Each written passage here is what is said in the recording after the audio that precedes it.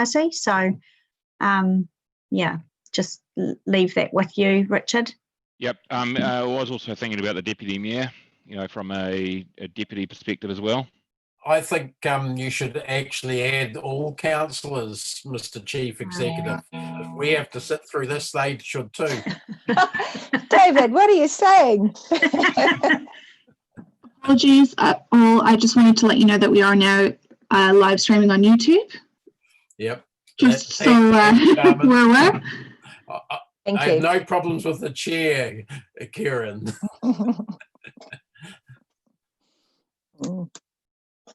So perhaps while we're waiting for a quorum, maybe if I could just run through some Zoom protocol just to make sure that the meeting runs as smoothly as possible. So I'm expecting that pretty much those that would normally sit around the table will have their cameras on, and those that are, when you're speaking, obviously have the camera on, please.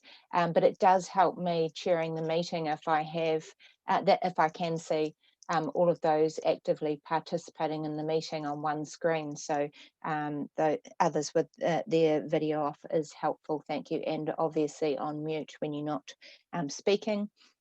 I'm not sure how familiar elected members are with all of the gadgets on Zoom, but I do prefer to use the hand up, raise hand function. So for those of you that may not be aware of that, if you go to the bottom of your screen and click participants, you will then out to the right hand side get a list of everybody that's in the meeting, and down the bottom there you can ask to put, there's normally, I haven't got it coming up on my screen. Madam Chair, we're very, very familiar with all the functions. Awesome, thank you. Yeah, save you explaining. Great. Hey, when it comes to voting, I find probably the quickest and easiest way is actually the old-fashioned hand raise. Is everyone happy with that? Great, okay. And Madam Chair, Mayor Southgate has just joined the meeting, so we should have quorum now. Awesome. Okay. Right. Well, I will open the meeting then. Welcome, everybody. As I previously discussed, we do have a quorum. There are some apologies which I'll come to, and Ian will let us know if we do have an issue with quorum throughout the meeting.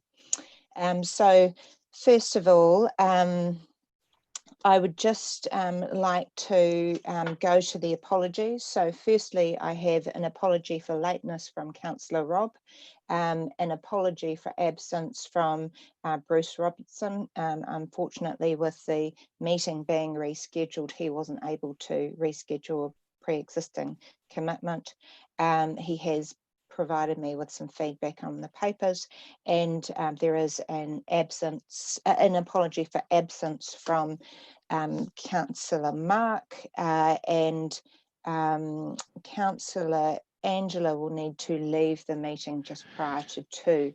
Hopefully I've captured all of those apologies.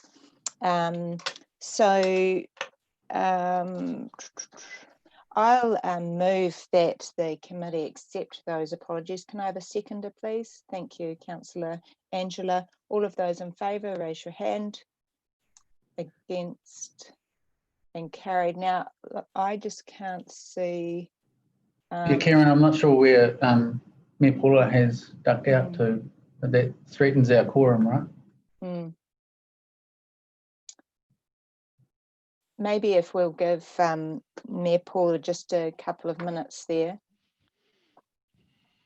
And whilst we're waiting for her, I will just outline my process for the meeting.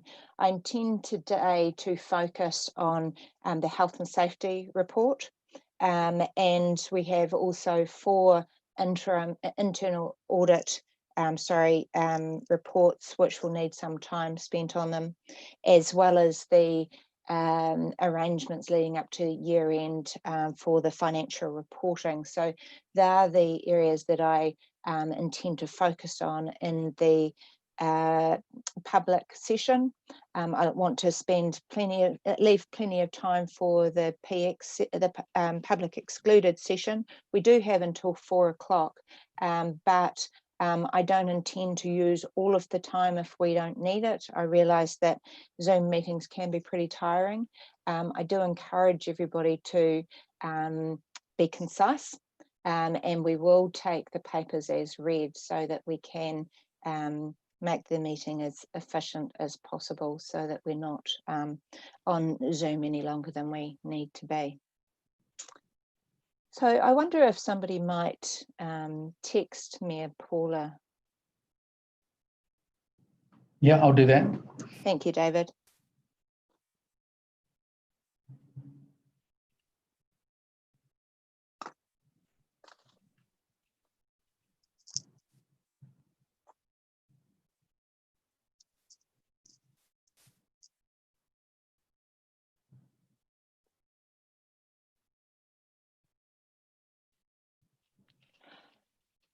Now, Ian, perhaps while we're waiting, could you tell me, do we have any members of the public or the media?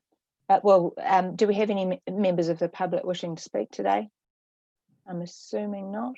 No, at this stage, we hadn't had any registrations of interest in that public forum, so that's not required. Right, okay. And we may well have some members of public and or media watching via YouTube, I presume. That's correct. Thank you.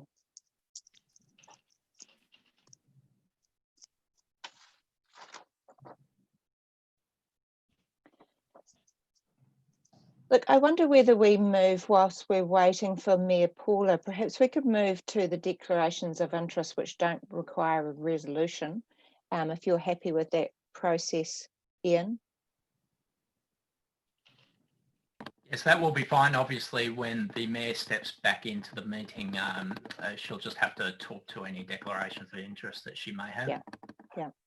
Okay, so does anybody have any declarations of interest to make? No. And no members of the public wanting to speak. I may as well just take are there any items of minor nature or urgent matters to adjust the agenda? No. And we have Mayor Paula back with us. Welcome.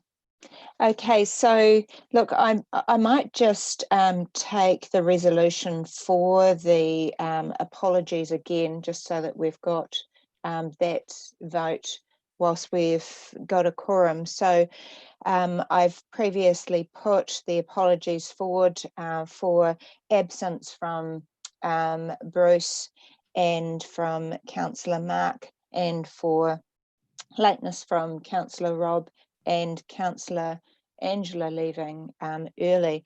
I'll move that resolution. Can I have a seconder, please? Are you happy to second that again? Councillor O'Leary was previously a seconder. Yeah, O'Leary. Thank you. Okay, all of those in favour, raise your hand, please. Thank you. Against? Carried. Okay, Mayor Paula, do you have any declarations of interest?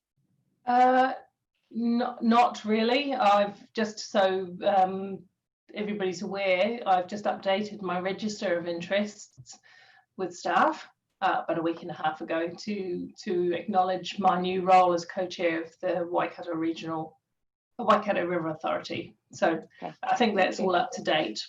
Okay, thank you.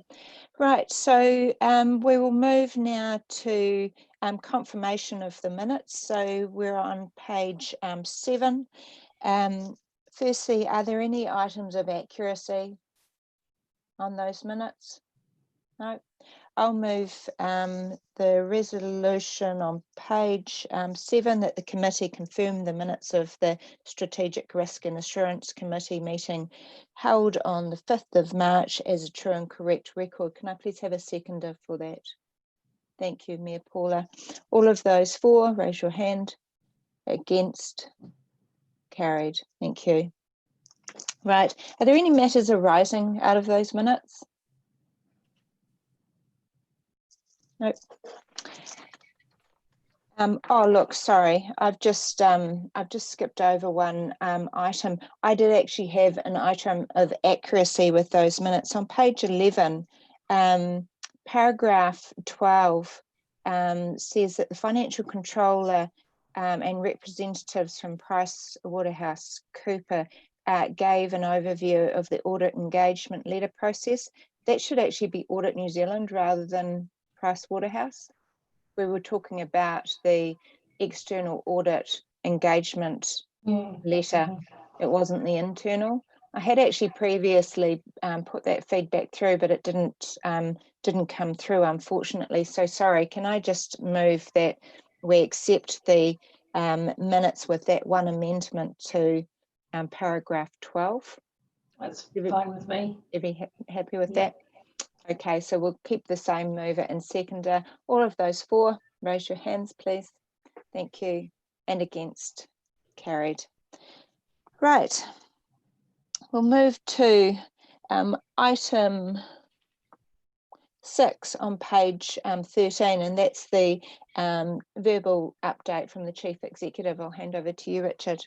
Cool, thank you to the Chair. Hey, it's good to actually be having a Strategic Audit and Risk Committee, considering we're probably in one of the heightened moments of risk and issue going on and globally at the moment. So from my perspective, I'm not going to spend too much time talking about the great work we've done, which we have done a significant amount of work, but talk about some of the residual issues as I see them. A major concern for me I'll talk about when we get to the health and safety item in respect of workloads, but I'm very conscious of organisational workloads at the moment. I'd suggest that we've been working really hard over the last few years to increase inherent capacity in each individual staff member. We have some absolute superstars, and I think that but the level of work has increased faster than the capacity has been grown within the organisation, more so during the COVID situation. So I remain very specifically concerned on workloads. It's an area that does concern me, so that's one area. The other area is health and safety, which I'd like to maintain my commentary on the health and safety chair until the health and safety item comes up. If I could have a brief introduction at that point, or following questions, thank you to the chair. The annual plan has been a interesting process, and leading into the 10-year plan has been an interesting process. I think, as I illustrated before, the unprecedented nature of COVID in terms of how we have to rethink the organisation. I think we're probably at the very immature stage of reconsidering our service to our community. And I'm not necessarily saying that we're going to have a significant change in the nature of what we do, but I think the extent to which we engage with the community in terms of understanding what they expect out of us does need to change. Everyone's on a heightened level during the lockdown and COVID in terms of their expectations and how they engage. And I think we may need to reconsider, not necessarily for the annual plan, it's probably too soon, but reconsider our engagement approach as part of the 10-year plan, but also the extent to which we deliver our services during the 10-year plan as well. So that's something that's coming through in my mind as a very clear risk, but I'd suggest a greater opportunity in terms of the way we do business. The cost savings baked into the annual plan and long-term plan, it's depending on which version of the various documents you read, it ranges between $93 million and $104 million. I stick by my KPIs, which sign me up for $96 million. So I sort of pitched in the middle here somewhere. They're becoming increasingly harder as workloads increase, but still achievable. And then probably the last level of concern that I'm focusing on at the moment is probably our relationship with Auckland and the discussion regarding the relationship of water, not necessarily our consent issues, and a lot of that's confidential at the moment, but the situation that Auckland currently finds themselves in, and what does that mean in terms of how they got there, the learnings they've made, and how does that apply to other councils in New Zealand, including Hamilton City Council. So there will be a piece of work coming back for the long-term plan to do a bit more of a deep dive investigation in terms of understanding what Auckland's done, not necessarily reviewing them, but taking their learnings and using that to review us as part of this as well. And that will be better informed information for our 10-year plan, and probably ongoing asset management plans as well. It's the first real example in New Zealand where we've seen such a significant holistic community-wide climate impact on a community. We've seen a lot of isolated ones with rivers and seawalls and so forth, usually impacting a smaller part of the community, but what they're confronted with is a large-scale climate impact across the entire community.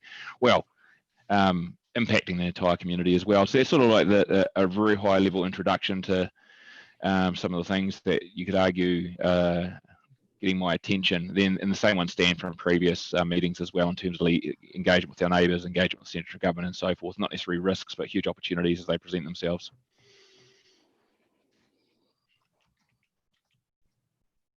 Karen, you're on mute still. Oh, sorry. Thanks for that, Richard. Councillor Angela has a question. Thank you, Madam Chair. Just a couple of questions. So we're on item 7, aren't we? I'm on page 20, and this is a great report. Sorry, thank you. We're on item 6. My verbal report, Councillor O'Leary. Oh, sorry. Ignore me. It's the only meeting I have where they actually ask me You to just be talk. verbose. Right. Okay.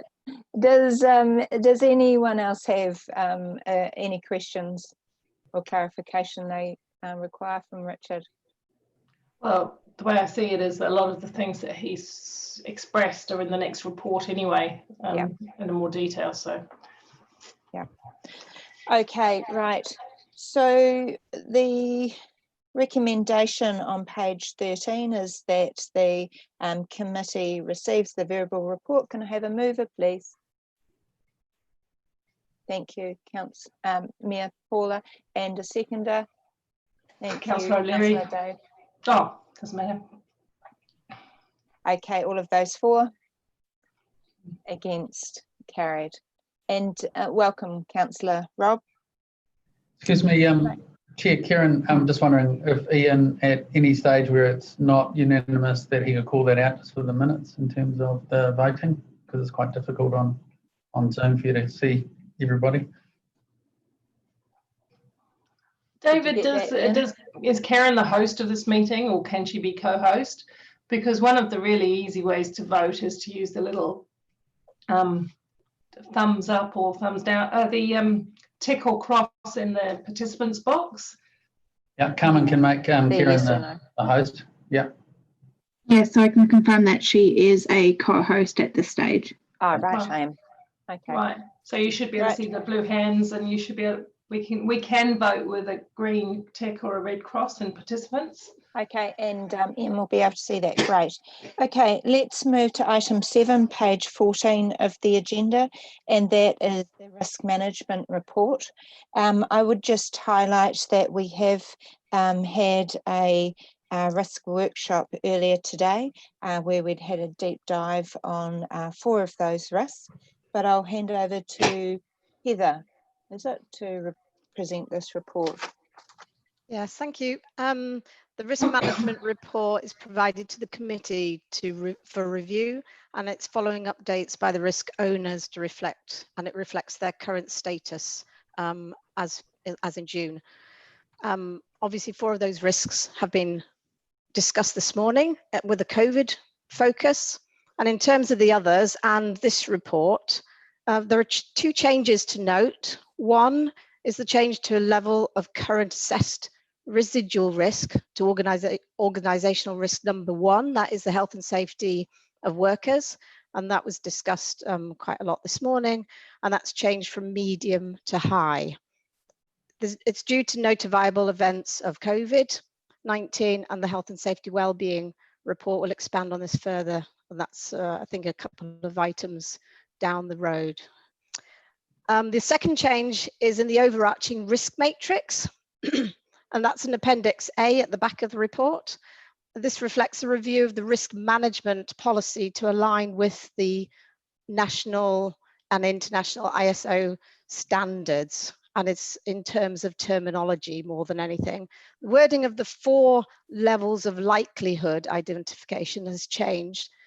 However, this has not affected the levels of risk for any of the strategic or organizational risks in the report. So I take the report as being read and recommend the committee receive the report and any questions if necessary. And I'd just like to note that the risk management policy review, I'll deal with this as a separate resolution, Yeah. separate item. Okay, Councillor O'Leary has The right question for the right item this time. Thank you, Madam Chair. Heather, I'm on page 20 and I'm just looking for some clarification and I have read the policy in the next item, but in terms of the risk number 1 of disaster events, so that's obviously COVID, so that the residue rating, so what remains after the main event is a risk of very high.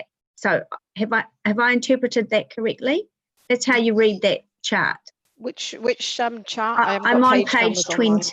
Oh, well, I'm on the attachment 1, the council strategic risk register. It's the summary of the risks, the strategic risk, Heather. You are correct. That is correct. So that's how I read it. So after we've gone through the worst part of the pandemic in terms of local effects, you've analysed against the policy that it is still, the residue risk, remaining risk is still very high. No, the residual risk is after the controls are put in place. Yeah. After, okay. And yeah, I just wanted some clarification on how I was reading that. And on page or somewhere in here, and I couldn't find it, it kept excluding active terrorism. So where does that fit? Oh, actually back on that same page, it says excluding active terrorism, but there's a little bit in the commentary as well. So where does an active terrorism fit into our risk register or response? That would be in strategic risk 8. Oh, is it high level security threat or major? Okay. Yeah. Okay. I think that was all the questions that I had for now. I'll put my hand up again if there's others. Thank you. Thank you. Does anybody else have any questions on that report? No. Look, I do. Firstly, I would just like to note that it was pleasing to see some really good discussion, some thought out discussion under the wellbeing considerations. So that's on page 18. It's good to see some meaningful discussion as to how this matter impacts on our 4 capitals there for wellbeing. So well done, good work there. I also just had a query on page 24, and that is around major economic and financial shock. I was surprised to see that there were no new actions, given that this is a risk that is very topical at the moment, and I'm sure there are some new work streams underway from learnings out of COVID and what have you, but I see that there is nothing there. Why is that? Yeah, that's probably my fault. A lot of focus and effort is on the annual plan at the moment, which is our financial response, looking in the near future. So I could have put that in there. So my apologies. Okay, so we can expect to see something a little more next time round. Absolutely. Yep. Thank you. Karen, if I may, it's Jen. Just to note that quite a bit of the response in that space was captured in that growth, within that growth risk, in terms of how we approached growth predictions and our conversation about what our revenue and growth was going to look like into the next annual plan and 10-year plan. So it's captured in terms of how we dealt with that growth conversation a little bit. Yeah. Okay, right, so I will move to the recommendation on page 14. I note that Councillor Dave has stepped away, but given that Councillor Rob has now joined us. I think we still do have a quorum. So the recommendation on page 14 is that the committee receives the report. I'll move that. Can I have a seconder, please? Thank you, Mayor Paula. All of those 4, please tick the yes button. And against, tick the no. So that's all 4. Thank you. Carried. We'll move to item 8 on page 51. I think Heather has already introduced that paper, and that is amendments to the risk management policy review, and that's a 3-yearly cycle from memory. Are there any questions on that paper? No hands up. Yeah. Was that a no? I'm sorry, just trying to get to the right page now. There now. So we're on page 51. Mm-hmm. If there's no discussion on that, I'll move to the recommendation, which is that the committee recommends that council approve the amended risk management policy. All of those in favour, please tick or put your hand up manually. And against. Excuse me, Madam Chair, we just need a seconder on that. I'll second. Oh, right, that's what the hand up was for. Thank you, Councillor Angela. Now all of those 4 tick the green box and against the red box, please. I've got 2 ticks there. Wait, I was just trying to control my mouse. Yeah. It's going anti-clockwise instead of that way. It's messing with my brain. Right. Me, Paula, that's not an IT problem. No. It's a mental brain problem. Okay, that's carried. Right, we'll move to item 9, the safety and wellbeing report, and that's on page 74, and Dan's going to present that for us. Great, thanks, Karen. Hey, look, fair to say that the last few months have been extremely busy, and I think for many have presented a number of challenges, which I think as an organisation we've responded extremely well to through COVID-19. Look, I would say, based on my experience and the initiatives and programs that we've stood up during this time, for many would be considered to be world-class, and feel extremely proud of what we've been able to achieve through a really, really difficult period.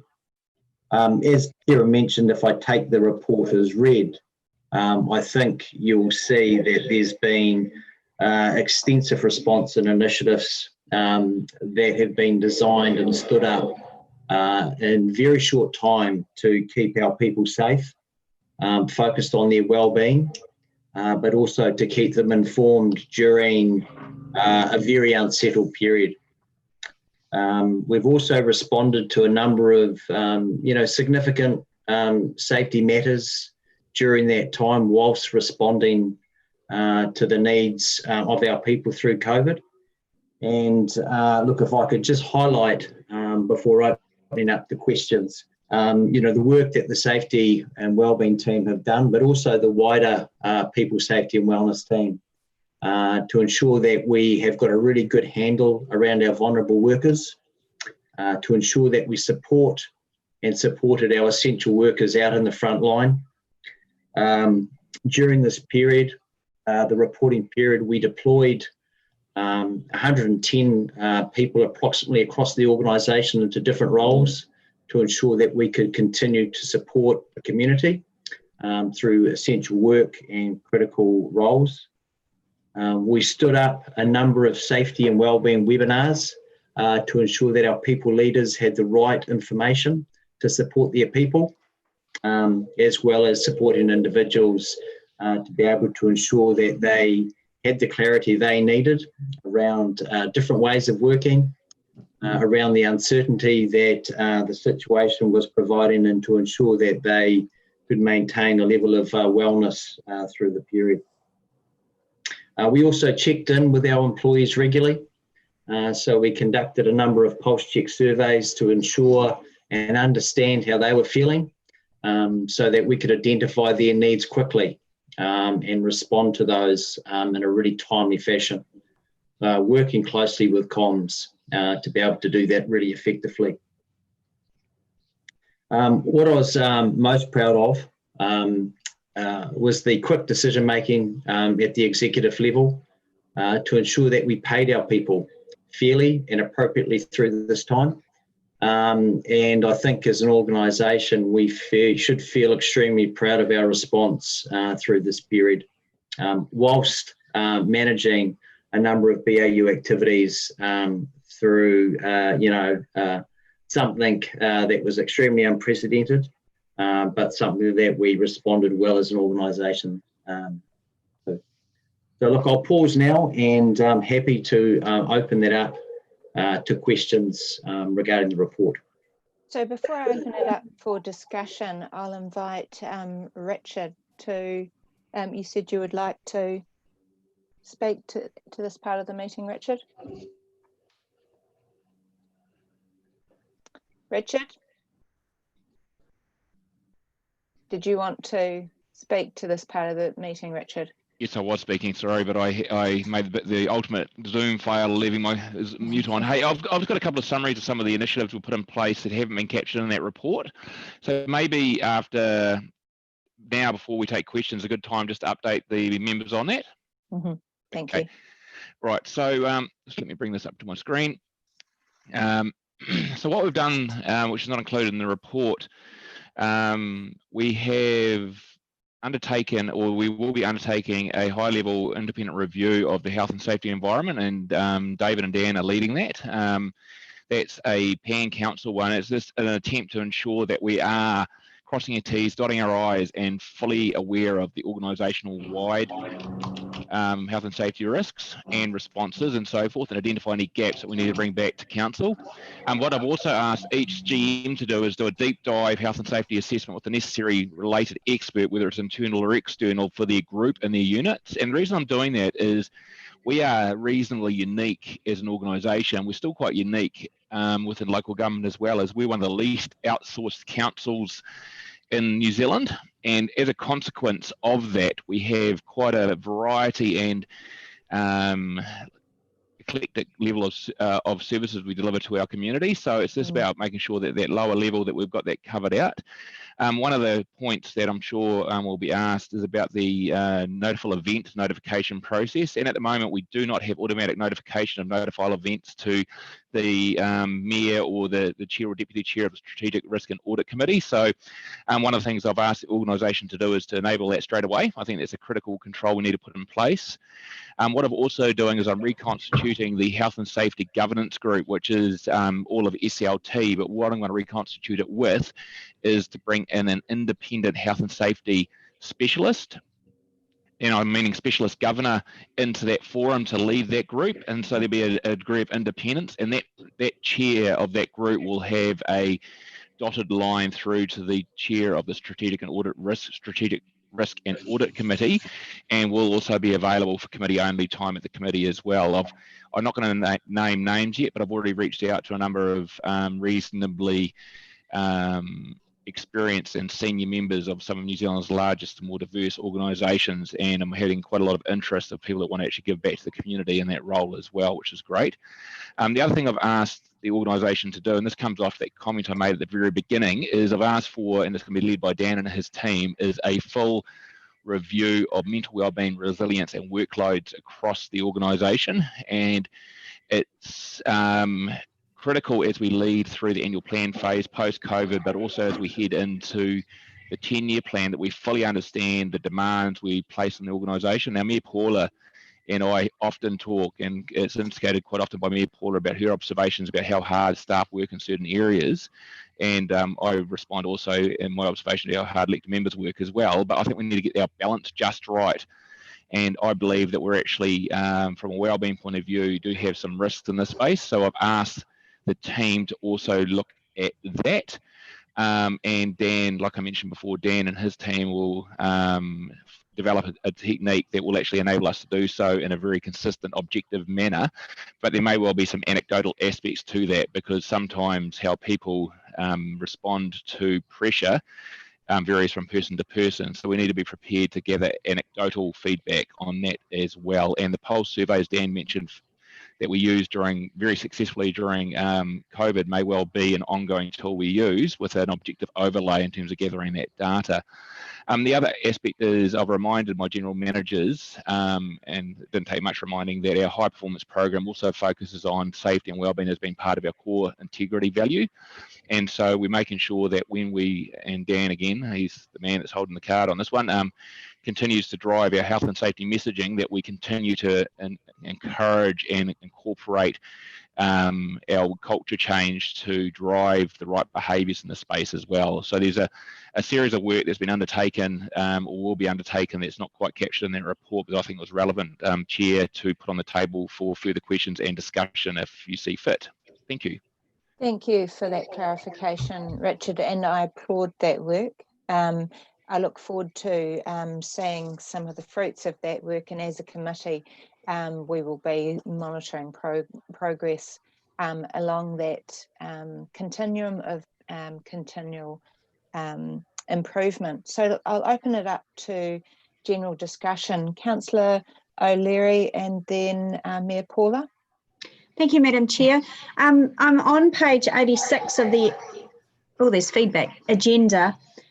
And Richard, thanks for making a comment on the pulse check. I found that information in the agenda brilliant and it really, really interesting, because as the Chair rightly pointed out in the previous workshop to this committee meeting, managing risk also can show us opportunities. And you know, Richard, how keen I am on looking to downscale the municipal building and having more staff working at home.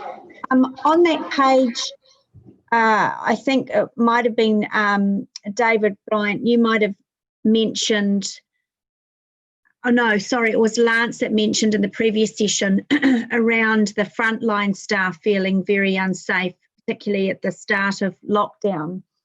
Is that reflected on that graph on page 86 in the 1, 2, 3, 4, the fifth one, the fifth question in where it says I feel safe carrying out my role? There was the biggest percentage, which is still small, but 7%. Oh no, that's not answered. Not strongly disagreed. Okay, no, never mind. Forget that question. I'm not doing well with my questions today, am I? And I found the report really, actually, this whole agenda interesting. Okay, so Richard, you're going to think about continuing those, or Dan, those pulse checks? Yeah, that's right, Councillor Angela. We will continue to pulse check our employees. What we're looking to do is stand up a new survey platform, which gives us a little bit more flexibility and freedom to be able to do that more regularly. So look, we'll be bringing a business case back to the executive with a recommendation, but that is our plan. And it also gives us an opportunity to customise those pulse checks, so we can hone in on, you know, specific issues that are important and topical. And so look, we will continue to do that. And to Richard's earlier point, it's a great way for us to test that in terms of you know, people's well-being and the things that are important to them. And thanks, Dan. And there would still be, or I'm assuming there would still be a number of staff continuing to work at home and in the office. So, I mean, I don't know what the policy is on that or how that's being managed, but what would be, what I'd be interested in is some kind of survey, you know, in a month or so, just as people, now we're in level 1.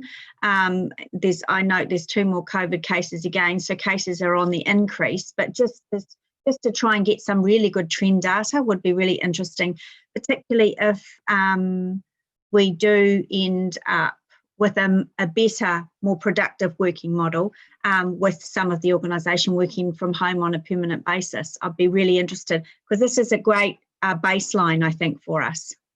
Councillor Angela, if I can add to that. So we've got a project team working on what our new way of working might look like. So Dan's part of that team, as is Murray, our CIO, and others around the organisation. And we definitely want to leverage what we've learned and the flexibility, and not so much even working from home, but working from anywhere.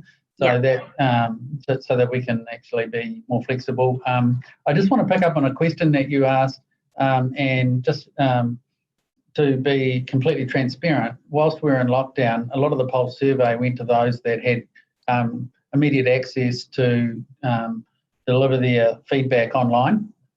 Many of our workers don't have access to computers because they may be out and about, essential service workers. So yes, this does show a good picture. One of the things the IMT incident management team had to focus on is making sure that we worked with people leaders to get that face-to-face feedback for those essential workers in terms of how safe they were feeling, and making sure that there was open line of communication where we could put a lot of energy and effort into making sure that they felt included in the safety messages that we're sending all of our staff. So yes, emails were good for those that have email, but those that didn't, we stepped up our people leaders that manage those teams to make sure that they were ringing them every day, checking in on them, making sure that they were okay, and getting the feedback that way. David, isn't that unusual that we would have staff in the organisation that don't have access to email? No, because a lot of our workers, for example, in the city delivery area, they're out and about all day, working on our roads and our landscapes and whatnot. And if it was deemed essential service, they'd be out and about. So sometimes they wouldn't pick up this, and we don't at the moment have all staff utilising their own personal equipment if they don't use computer equipment during the day in their normal work. We don't impost on them in terms of their home computers and all the rest of it. But that would be something we'd be looking to extend if staff are agreeable, so that we can make sure that that we get more of an inclusive model digitally. Yeah, I might talk to you off. I'm quite interested in that. It's slightly going past the brief, but I'd be interested to find out those staff in the organisation that therefore aren't connected to the intranet or any of those, Yeah, there's a lot of staff that have. There's a lot of staff that would have smartphones, for example, but it's their personal phone, and council doesn't pay for that phone because they don't use it in their job. But this is where we want to push more inclusive sort of work from anywhere type scenarios, and support the safety and wellbeing of our staff. Yeah. Okay. Thank you. Okay. Mayor. Sorry, Chair. Just to add, to Councillor Leary, there are and if you can catch up with David and Dan, there are a number of manual workarounds to make sure the messages aren't diminished. So there's a lot of stuff that goes on through team meetings and billboards and passing messages on for those staff that don't have a computer as a tool for their business, because it's about whether they've got the tool as a computer. So it's not to say they're not getting communicated with, it's just not necessarily through a technology means. But thank you. Okay, Mayor Southgate. You're on mute. I thought I unmuted myself. Just a couple of questions following on from Councillor Angela's conversations as well. There was 50% responding to that pulse check in extraordinary circumstances, but how many would you normally expect to gather? Mayor Southgate, that's an extremely good response for any survey. Well over 50%. We're fortunate. We've got an engaged workforce. If you think back to our employee engagement survey, we're up 80+%. But during this period and the numbers surveyed, this is extremely high. Other organisations may have 20, 30%, but to get 50% of respondents through both pulse checks is extremely high. It gives a very, very good, accurate sort of assessment of people, how they're thinking and feeling, and that response rate can be heavily relied upon in terms of an accurate assessment. Yeah, I'm just saying, under normal circumstances, you get quite a few more as well. You get an even higher, or just about the same as the 50%. No, look, in your engagement survey, Dan, what's the number? 86%? About 86%, 86, 87%. Which is above average for any organisation. Yeah, extremely high. Yep. Extremely high. Yep. Yeah, there's always a chance to go higher, but I know it's good. I'm just, I know. I'm just talking. We're trying to hit that magic 90 number, and I've challenged Dan to make it 95, and I promised him I'll buy him a weak cup of tea if he achieves it. Yeah, I noticed, because I suspect my understanding of how surveys work is the most disgruntled and the most happy tend not to participate in these things. So you get that sort of middle. Not entirely, but if somebody's really doing very unwell, they're not likely to necessarily respond when they're in that space at that time. But I'm just looking at the my manager is checking with me regularly, because you said, David, that if you couldn't get hold of them, they're out and about all day, and they have to get them in the evening or some other way. 35% still. Well, I suppose they agreed, but not strongly agreed. Are there any of those topics that you'd be concerned about, or you think that's a good level of? No, the response rate across the question set was extremely positive. Look, I think we had really good, strong response rate around keeping people safe, confidence in the decision making that we were making at the time, and also the timely communication, which is really vitally important. The opportunity was around the working environment, and obviously with the uncertainty around what does new ways of working look like was probably one of the areas that we are working on, and we spoke about the working group, but also making sure that our people leaders check in. Vitally important that through remote working and different ways of working, that you stay connected. So there was a lot of promotion and a lot of work with people leaders to ensure that they were checking in regularly with their teams. Overall, the response and the feedback around that was positive.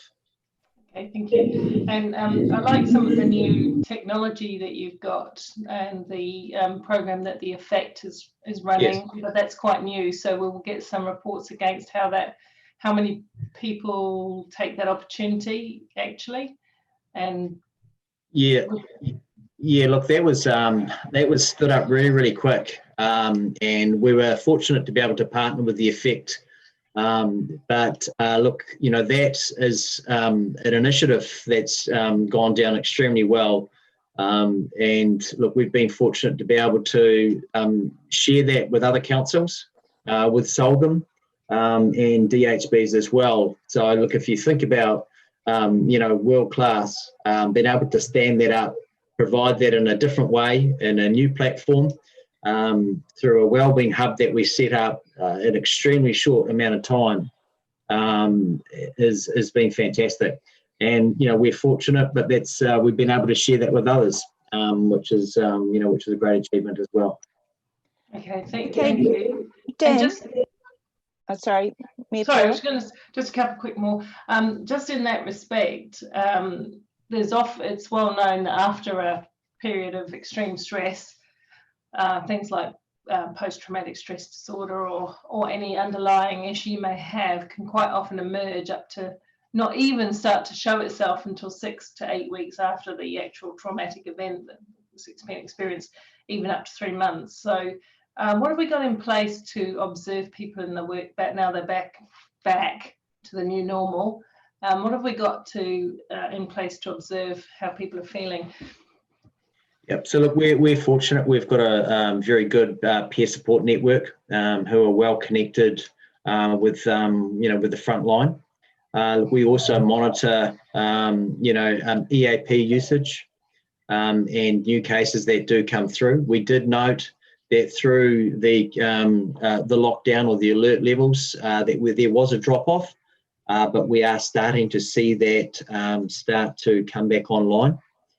So look, there are a number of things that we do just to gauge, you know, the wellness of people, but it's also through good leader-led conversations and making sure that we stay well connected with our people. So, and if there are issues, that we escalate and we bring the right people in at the right time.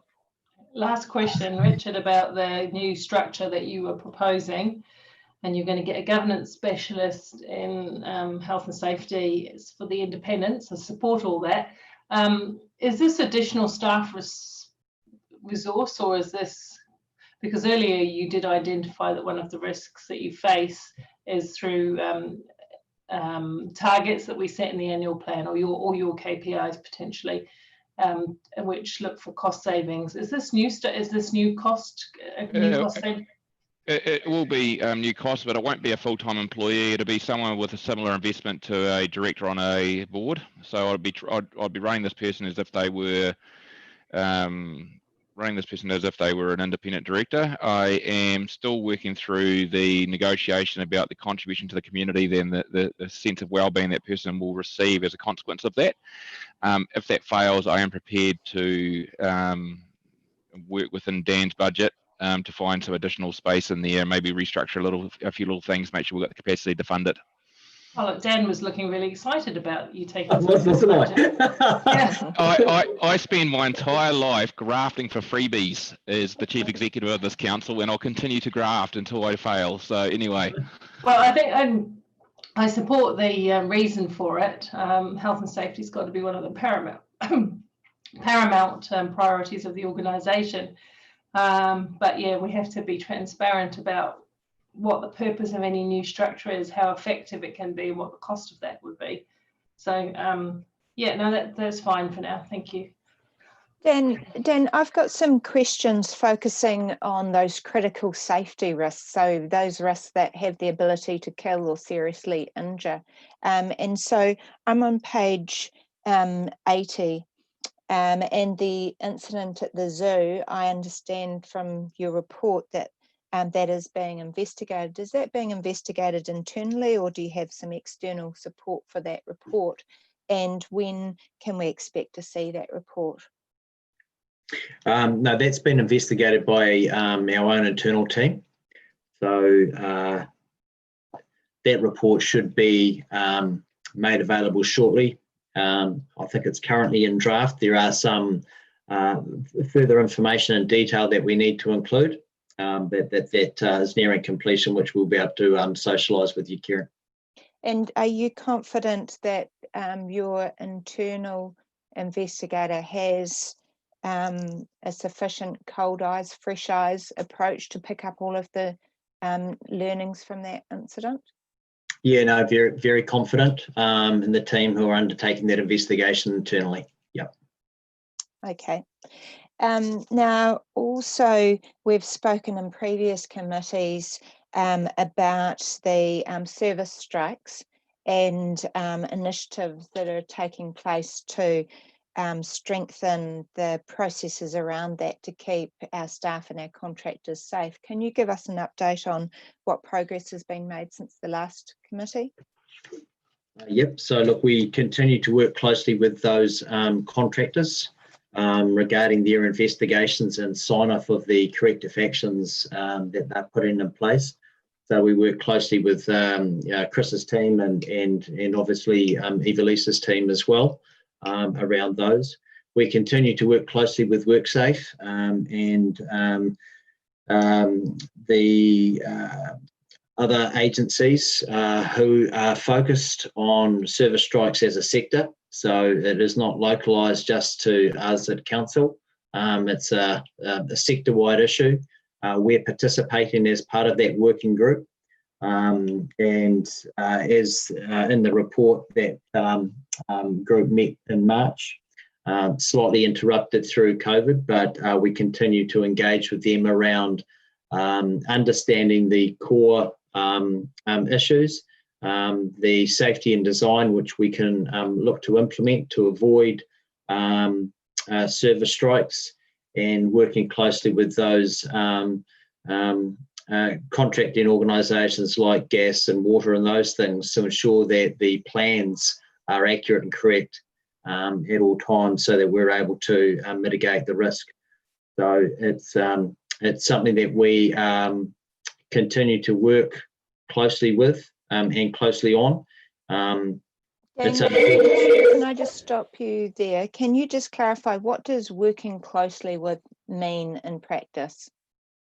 So what tangible process is being made out of those discussions? So what I mean by working closely with, it's making sure that we have a voice at the table. It's working directly with Chris and Evalisa's teams around when those events take place. When they're notified, it's working closely with those contracting companies to understand the contributing factors, the event details, and what we're doing to prevent reoccurrence. So what are you doing to prevent reoccurrence? The things that have been taken to prevent reoccurrence are around safety and design. It's around training. It's around SOPs, and working holistically with the sector to put wider improvements in place to prevent those service strikes happening. So Dan, maybe Chris Barton or Evalisa may want to chip in there. Yeah, I can help in that space. So, so in terms of the physical workspace, in terms of our external contracts, so some of the work streams that we've got underway are particularly participating in national working groups around this. So this has been identified as a national issue. So we are actively participating in that in the interim. So within our existing contract structures, some of our existing contracts that have already been established, where we are implementing enhanced frameworks in that space in terms of how we are managing some of the service strikes. Again, I think nationally there's guidance from before you dig and work safe in terms of how to manage. However, some of the best practice, I guess, processes in terms of how to actually deliver best practice have not been particularly well defined. So what we're looking at adopting is in future contracts, there are some there's some templates from particularly NZTA, been identified as one of the best practice implementation processes that we're looking to adopt as part of our contracts as well moving forward. So that's a further improvement in terms of how to actually deliver rather than just guidance. Great, thank you for that clarification.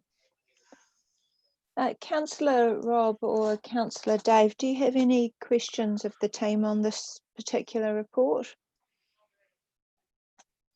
I can't actually find, oh yeah, Councillor. No, I don't, thank you. I had the same question as Mayor Paula on the funding for this new person, which Richard has given a response to. So that's my question. Thank you. Okay, thank you. And I'll presume Councillor Dave doesn't have any. I have a few more questions. So the on page 82, the base civil work-safe investigation, is there likely to be any liability or prosecution against the council of the PCBU? Dan? Haven't been made aware of that. We're still, that investigation is still open. We've provided WorkSafe with the information that they've requested. That's as far as I know where we're at with that, Kieran. Okay, thank you.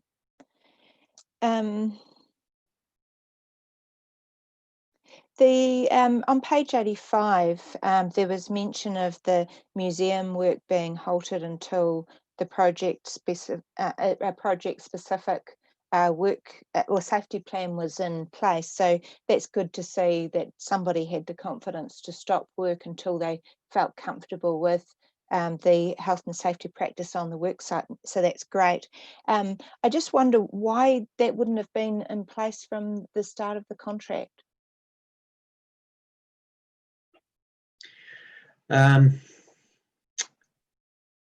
it's a hard question to answer, Kieran, but look, upon review of the site plan and the JSA, the permit to work, we felt that the information lacked the required mitigants and controls, so that work was stopped. Look, it's an opportunity for us to look at contracts when they're initiated in the planning phase to make sure that we've got adequate safety plans in place, not just at a contract level, but at a site level, and they're adequate and safe to able to enable the work to be completed. Could you just talk the committee through that process? So presumably there's a pre-qualification process so that you don't deal with any contractors that can't prove that they've got good health and safety systems. And then at a site-specific level, presumably there is a site health and safety plan submitted prior to work being done. Is that assumption correct?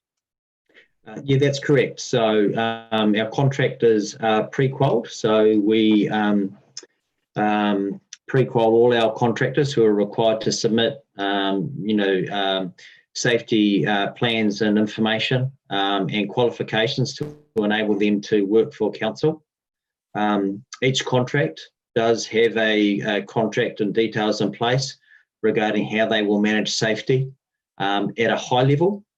And then each site should have a site safety plan and relevant JSAs under which permit to work conditions are also used to control hazards. So that is stock standard. Unfortunately, there are some situations where the plans are not as robust with the rigor that we would require. And look, I think to the earlier meeting this morning, it's about asking the right questions and the hard questions and being unapologetic when we need to stop work if it's unsafe.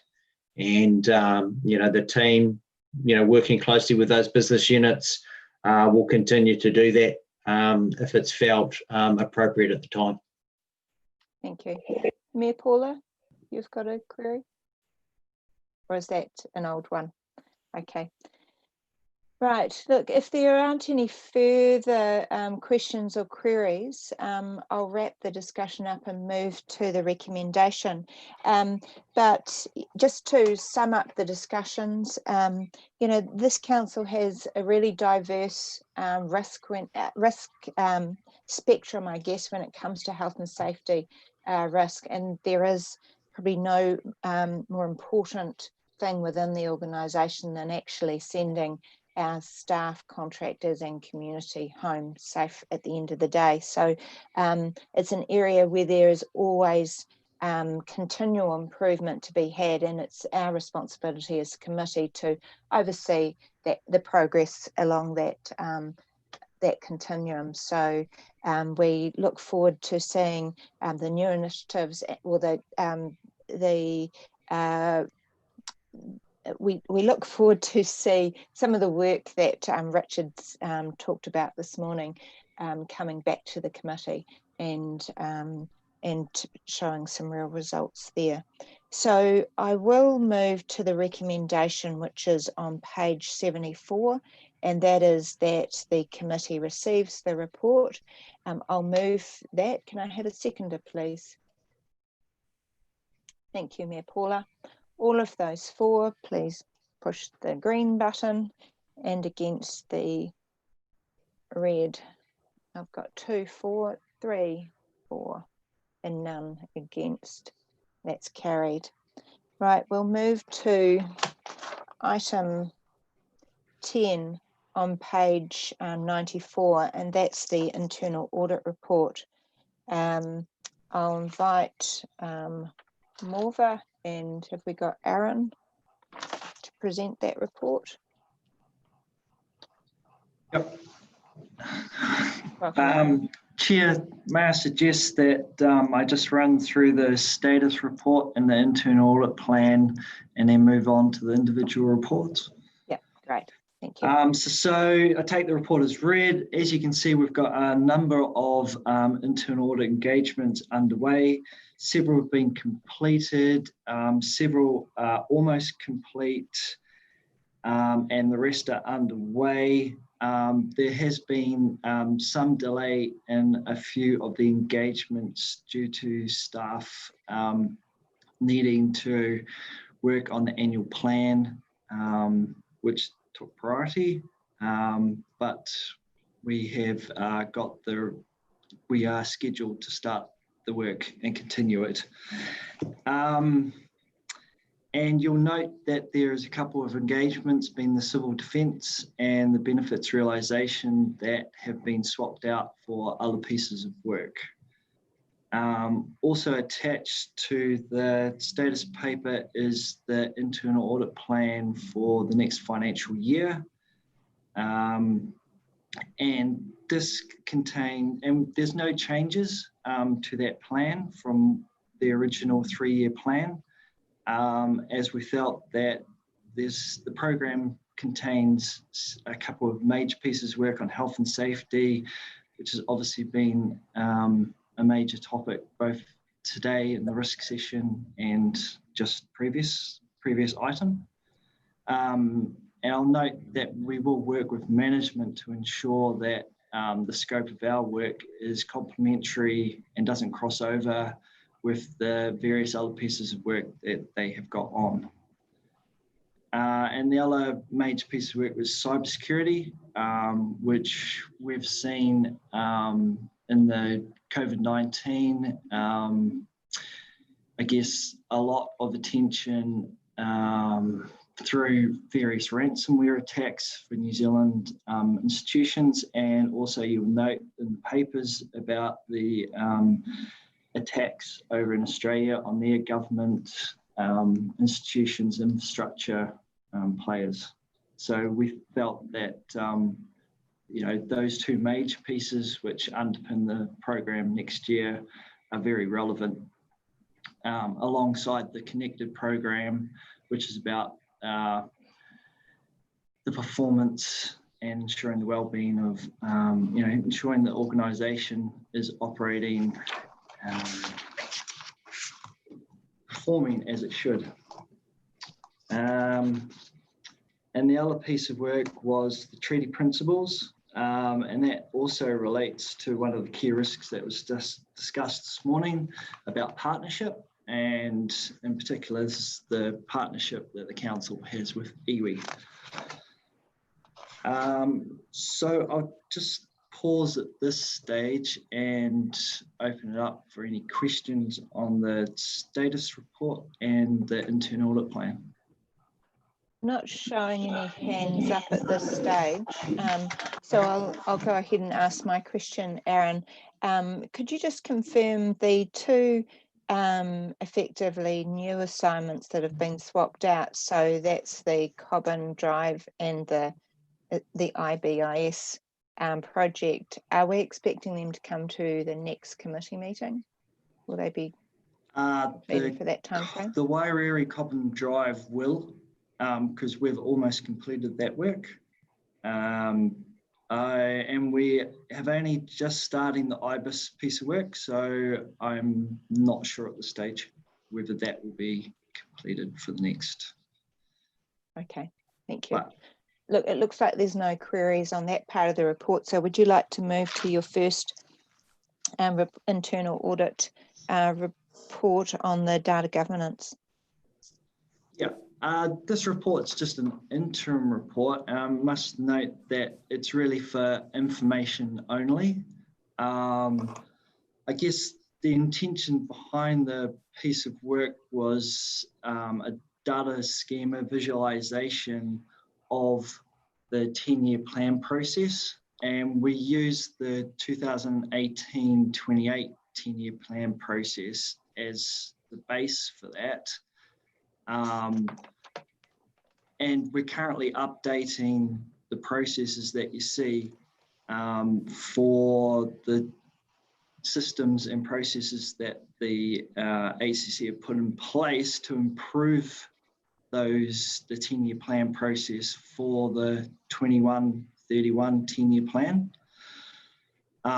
So we're expecting to present at a future meeting the updated diagrams, and that will show the new processes and systems that have been put in place in order to cut out some of the manual processes and the amount of, I guess, streamline some of the 10-year plan process. I guess the key sort of takeaways are that there's multiple data input processes that are all interdependent on each other, and the fact that it can take some time to make changes to the 10-year plan depending on what inputs are adjusted. Yeah. If I can, I'll jump in. I'll jump in there, Aaron. So this was a vision I had very much around the data governance, but the financial data governance, and I think these very simplified diagrams, which we all understand easily, Aaron.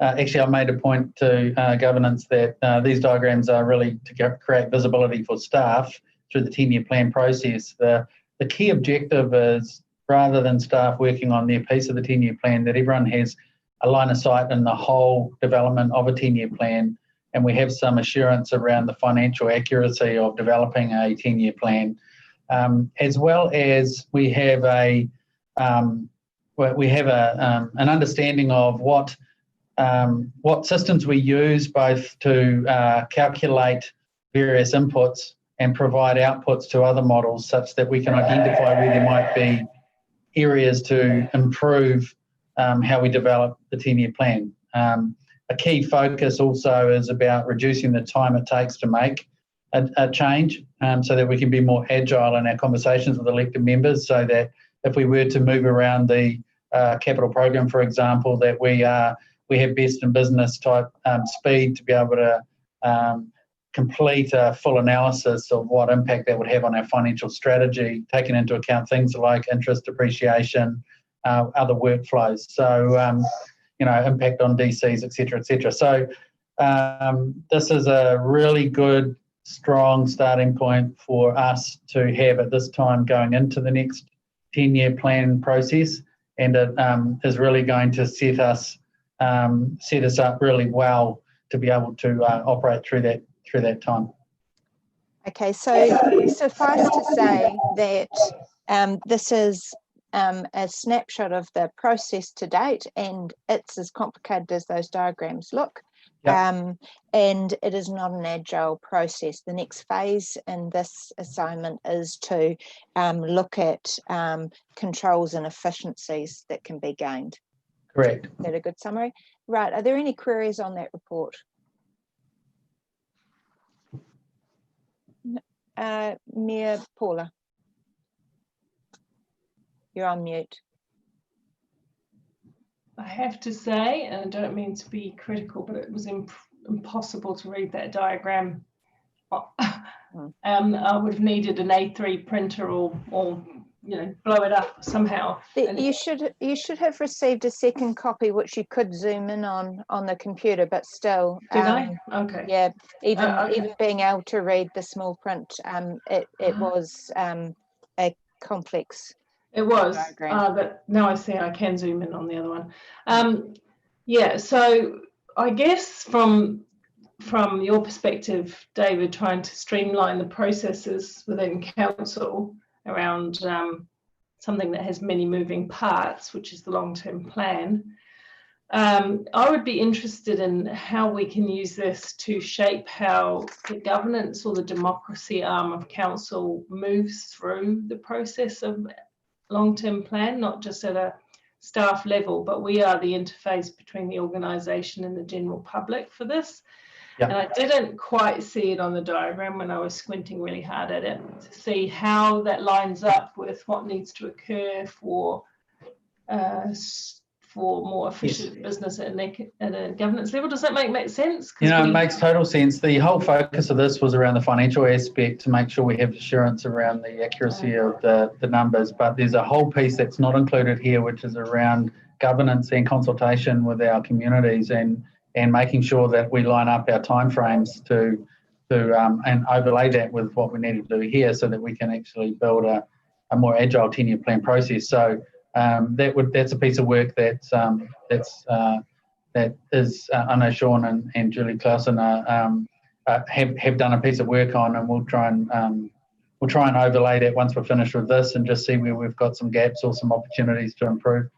Well, yeah, because I think that the political risk is that we can work in a way that you're forever trying to walk on quicksand financially, because I mean, I saw this happen with the annual plan where we were moving so many bits and pieces around that it must have been near impossible to keep up financially. In fact, Tracy tried to do some calculations on the run at some stages and we didn't quite get them in time. And and then by the time we did get them, we'd actually moved on and added some other things in and out. So there's that kind of agility that I'm concerned about.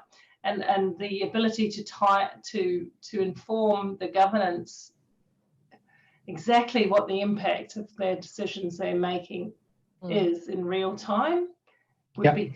So where does the next piece of work go with that? So that's the vision. That what we want to do is get this down on articulated from what we built in the 2018-28 long-term plan, and then working through to what improvements we've made since then.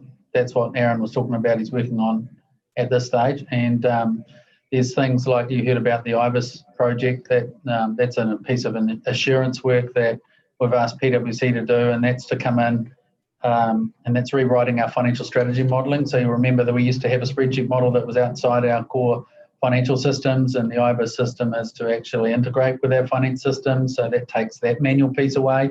So there's lots and lots of things that we're doing to simplify and streamline what we do, but also get rid of the manual outputs and manual inputs to what we do, so that we can have more assurance around the outcome. So it's not like 10-year plans are a significant weight on the organisation and the elected members and the community. So it's not a simple thing; it's a complex thing. But having started this piece of work, and we're a lot further ahead than a lot of councils, and we're going to just keep going until we have it running like a Swiss watch.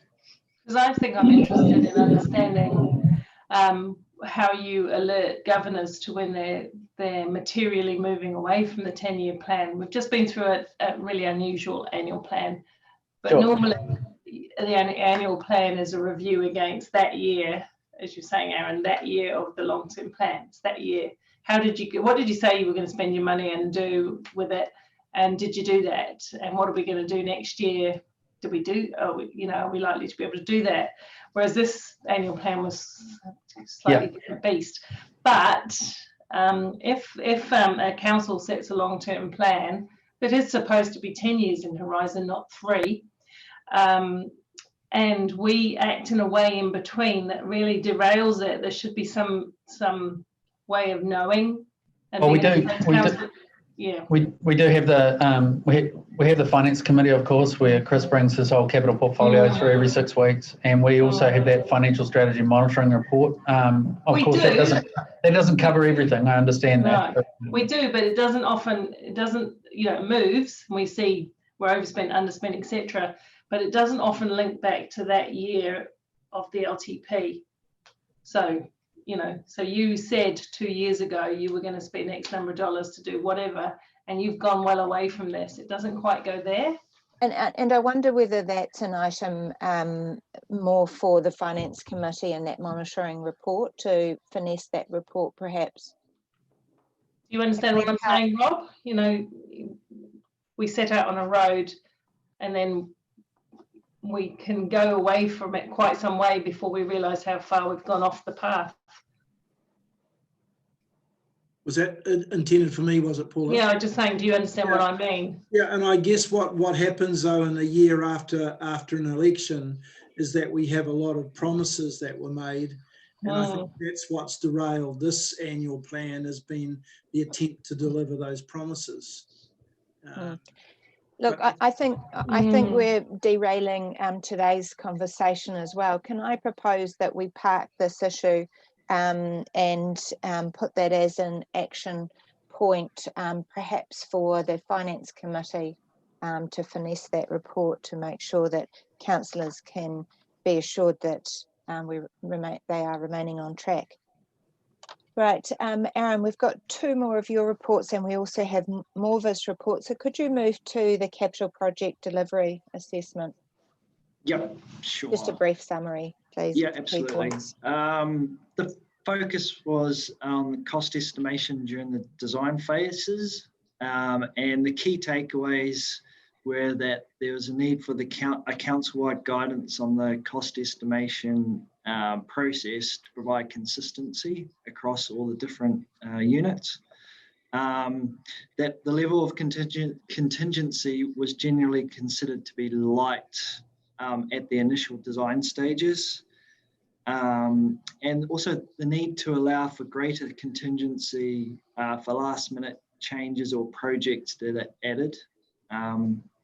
And to ensure that cost estimation documentation is retained so that you've got a reference point, or if project managers change, or you need to refer back to it at a later stage. Yeah. Okay, thanks for that summary. Councillor Rob has a question. Yeah, thanks, and thanks for the report, Aaron. How will this report help us with the other work that you're doing currently at the moment, specifically on the Waiwere Cobham Drive project? I know that this is at the cost estimation stage, but presumably it's important to try and get that part of it as accurate as possible before we go out to the marketing and getting firm quotes in from contractors. Yep, that's right, Rob. It is. In terms of Waiwere Cobham, we're really focused on the sort of contract and contract management, whereas this piece of work was more focused on cost estimation during the design phases. Now, I believe we're in terms of Waiwere Cobham, we're looking at the HCC sort of project management process and contract management process. There is, I know there's a separate piece of work that's more looking at the cost side of things. Yep. Okay. So perhaps I could just follow on a question to Chris, and I see he's quite keen to jump in here. Given that we've got some pretty big projects already scheduled into the long-term plan, will this report be helpful in terms of, you know, getting that initial, I suppose, oversight or spec of what the project's likely to cost before, as I said, you go out for tender? Yep, Councillor Rob, like there's definitely a link between the two, and the link is understanding risk. You know, and Cobham Waiwere will come, but if I can just talk to this report, and we were proactive in asking for this report so we could get a line of sight across the business and what was happening leading into the 10-year plan and estimating. I had thought leading into this that generally our engineering teams were quite good because we sort of adopt NZTA standards. So I've been a little bit surprised to find that it's not consistent. So generally we have really good results, but our estimating is not consistent. So we are moving to adopt these recommendations in terms of we've already moved in terms to adopt some of the NZTA cost estimating practices. Even their templates are a good start, which is about discipline. That just starts making people think a lot more about their estimates and just triggers them to think about risk. So that's a really important link. We've also, in speaking to some of the items, item 4 in particular about significant contingency is not often allowed in projects late addition to the LTP process. It shouldn't matter if we have a good understanding of risk and pricing risk. So 6 months ago, we instigated what we call a gateway process. So every project now over $1 million or that's got particular risks has got to go in front of a gateway Lions Den type process and staff to have their estimate tested and risk tested. So we've already implemented some improvements across the portfolio. The big thing that I want to come out of the cost estimating manual is a councillor's understanding of 50% probability estimates for programming and 95th percentile cost estimates. So it's a process that NZTA and most of the industry use, but we don't here. So I think it speaks to risk appetite and councillors' risk appetite for programming projects. So I expect we'll have some good discussions leading up to the 10-year plan on that. Look, and the very last thing, and they all have a link back to the project you talked about, the scope management. Scope management is a big issue for us in the environment we work in. It's always tempting to add things, and before you know it, we've got scope creep and we've got cost issues. So just some guidance for our teams around scope management. Yeah, so look, it was a really good audit. It was a proactive audit. It's highlighted the things that we wanted to audit, and we're working on systems that will be better moving into the 10-year plan. Okay, thank you. Right. Mayor Paula, did you have a question? Or was that hand up from your last one? I did, but it's gone now. So okay, it's been spoken to. Thanks. Right, so let's move on to the next report. That's the service performance measure assessment. Aaron, did you want to give us a brief overview? Sure. This engagement was focused on the data collation for the service performance measures. So the key takeaways are that HC are continuing to work to improve the quality of the reporting on these measures. The respective business units need to take more ownership of the performance measure sort of process results. The data collection processes need to be documented and clarity given around the manual processing. And there should be reconciliation of the data back to source to ensure the completeness and accuracy. Yeah, thanks for that. Are there any questions on that report? No. No. Okay, look, just one general question, Aaron. I'm just looking for some assurance that the council is assessing the risk coming out of the post-COVID environment, so the different way of working, and also, you know, what happened during the COVID period.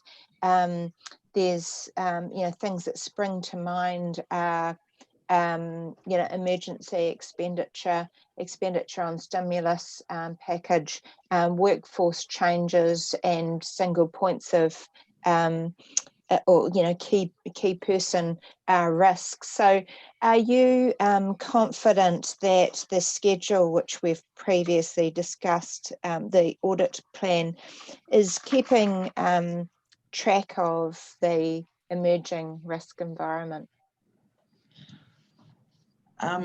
Yeah, and I guess it's a factor between how do we split that work between the PwC in terms of strategic focus and Morva's work in terms of more the internal processes. And yeah, and I guess we can discuss that with management, but I would have thought that you know, there would have been, I know there's been several pieces of work that the financial controller has asked Morva to do to give her the confidence over those processes over that time period. So actually, perhaps that question should have better been directed to Morva. So perhaps I'll park that, and we'll move to the recommendation of item 10, and then I'll ask Morva to present her report and answer that question more fully. So I'm on page 92. The staff recommendation is that the committee receives the report and notes the Hamilton City Council internal audit work undertaken. I'll move that. Can I have a seconder, please? Thank you, Councillor Robb. All of those in favour, tick the red box against the, sorry, tick the green box, and against tick the red box. I've got one in favour. Yeah, just moving my cursor around. There we go. And we're just waiting on Councillor Dave to vote on that resolution. Ian, do we have a quorum without Dave? At present, no. Who are we missing? You're there. Councillor O'Leary left the meeting at about 15 minutes ago, but Councillor Dave was online, so I'm not sure if he has just stepped out. Perhaps if somebody could text him. Yeah, I think you can do that on the chat, or I can do it. Yeah, I did. Well, if he's not on his screen, he won't see the chat.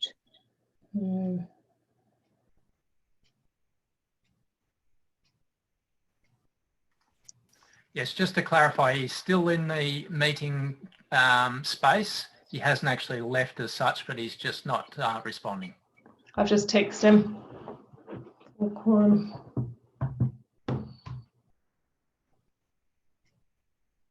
That's the difficulty with not being on live camera, but being behind a photo, you're not quite sure, is there anyone there?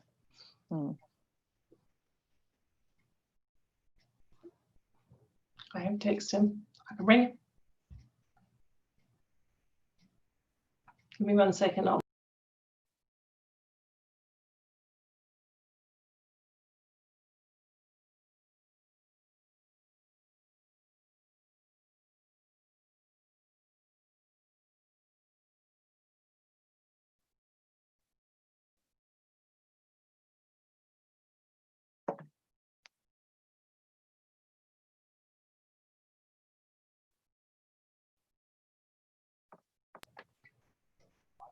Sorry, no response, just an answer machine. Who else is on the committee that I might be able to call back? Angela's got something else on. She does intend to rejoin after the meeting that she's needed to step away for. Yeah, so that's 45 minutes though. Madam Chair, if you care to, you could take a 5-minute break or so, and we come back and we'll endeavour to contact Councillor Dave in that period. Thanks, Ian. I think that's a good suggestion. He says he's here but taking an urgent call. So, right. I'll tell him we're having a break and we'll come back in 5. We'll take a comfort stop and we'll come back at 2:10. Thank you.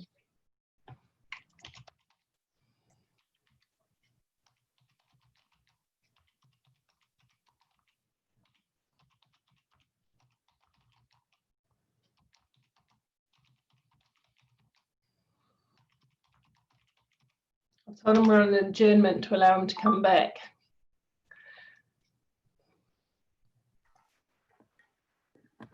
Excellent. Thank you, Mayor Paula.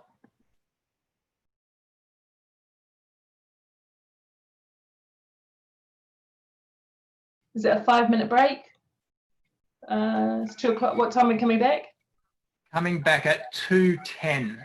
Okay, 4 minutes. Thanks. Coming back at 2:10.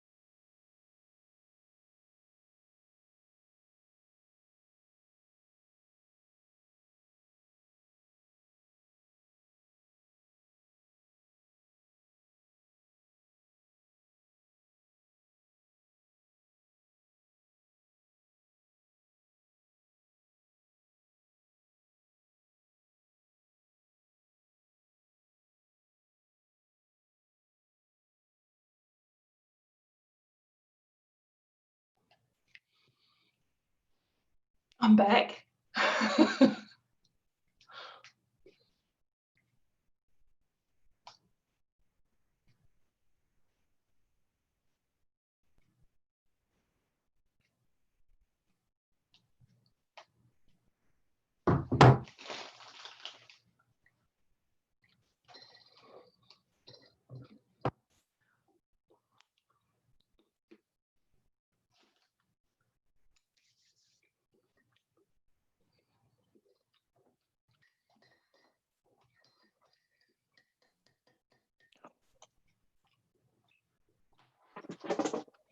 Hey, does anybody know how you stop your cursor going anti-clockwise without turning the computer off and starting again? No? Somewhere in settings, but no, sorry. Yeah, no, I know. Last time I fixed it by turning it right off and turning it back on, and then it kind of remembered what it was supposed to be doing. But it's really complicated for my brain to kind of make the thing go all the way in a big circle to come onto the next screen. The agenda's there, screen's here. I'm like, It's a bit annoying. I'm sure Ian would know because he'd be clever in governance. How you stop your cursor going the wrong way round? You know, between screens when you've got a split screen. Oh, okay. I was just going to ask for clarification. I just phoned my father just to make sure he's okay because I received a call during the meeting, so I wasn't too sure. Oh, that's okay. I'm just light talk. It's not serious. I hope your dad's okay. He is fine, so that's fine. But I had missed the context of the question, so no. I've just been silly and saying how annoying it is to have my cursor, instead of sweeping from left to right across my screens, it goes all the way around and comes in from the other side.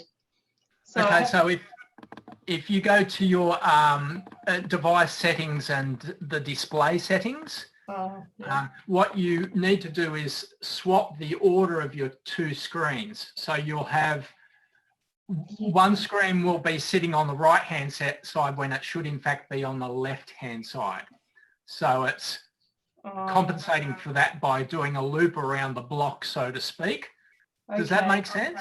It does, but this is the only screen with the camera. So I'll have to next time I'll put it up on the right side. I knew there would be a simple solution. Okay. Let me know if I can assist offline with anything. Yeah. Okay, it looks like we actually have a quorum now.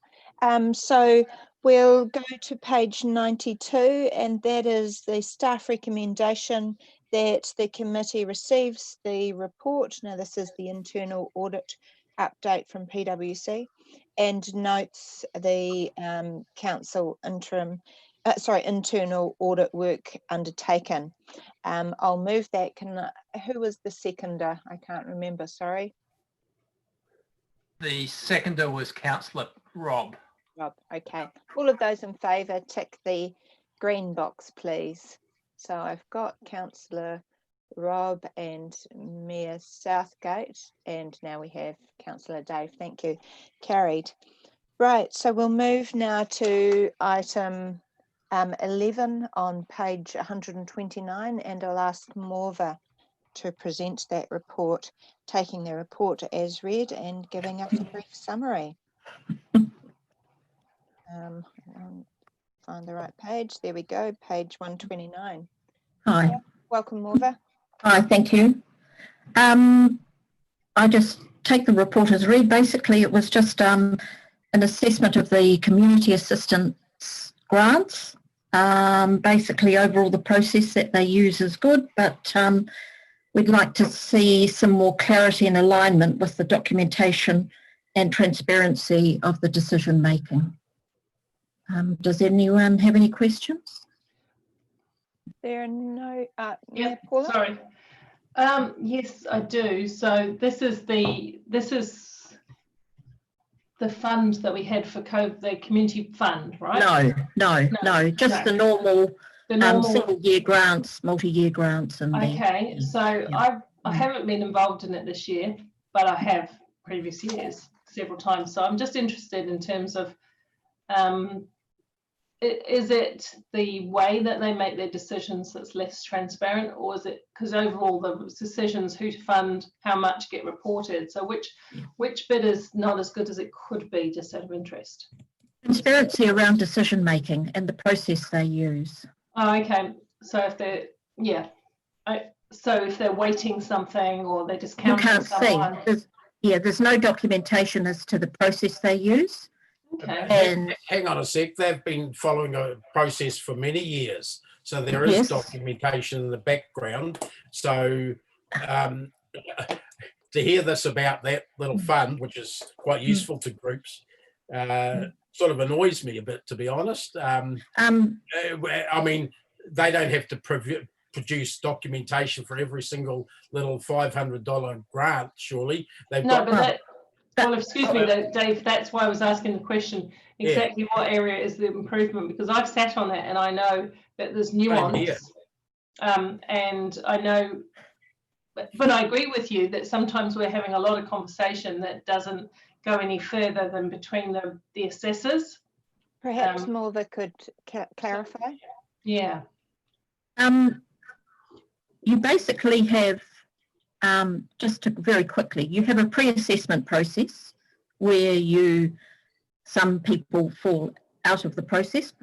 That review of that process isn't documented. Then you have internal assessors who go online and do their assessment. And look, point of order. Point of order, Karen. Well, actually, it's not a debate, but they're not just internal assessors. There's the community people on there as well. I just think there's a lack of knowledge of the process in this committee, to be honest. I think sorry, Karen, if I'm going to have to argue with a staff member here who keeps interrupting me and that, then I don't want to be on this discussion. I just want you to allow Morva to finish, that's all. Just one at a time, please. Absolutely. Now, I do want everybody to have their time to speak, but the staff member, if asked a question, needs to fully answer it, and then I'll open it up for extra questions. So, Morva, could you please complete the answer?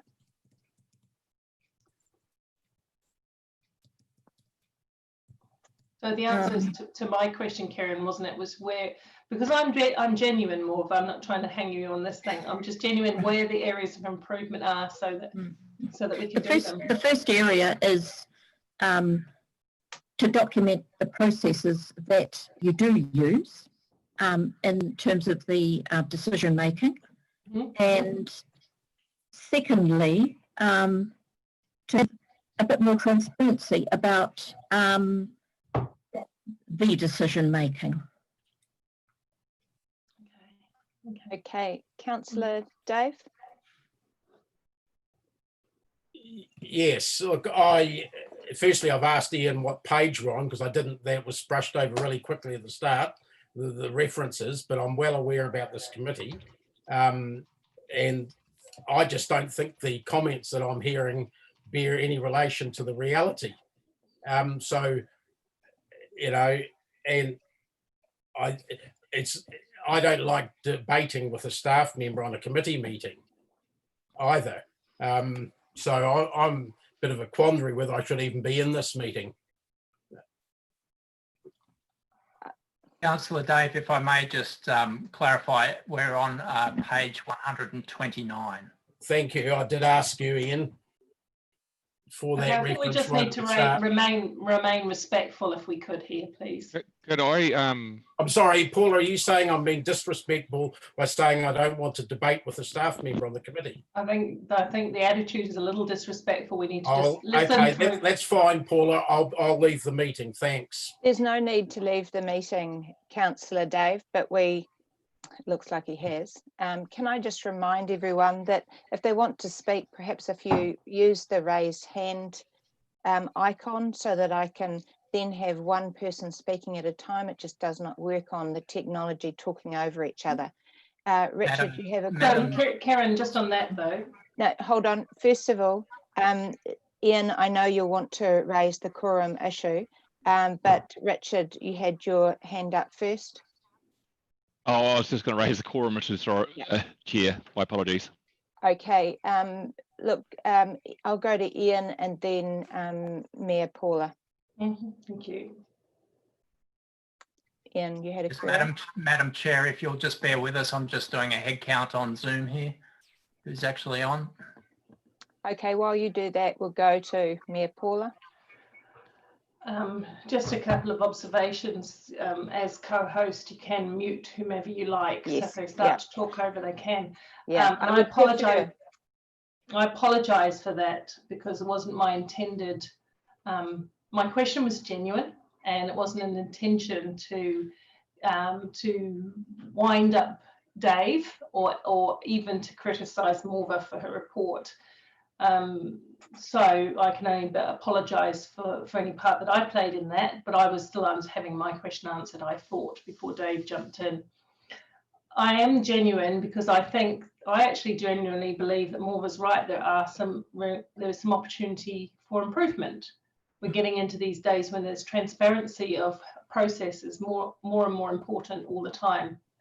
And we've had a few times, which Richard will be aware of and Dave will be aware of, where we've been challenged over our decision making and why were this group in and this group not. Now, I know that a lot goes on in the discussion, but I accept Morva's advice that there may be a better way of reflecting that balance, that counterbalance and discussion, because these processes take a full day.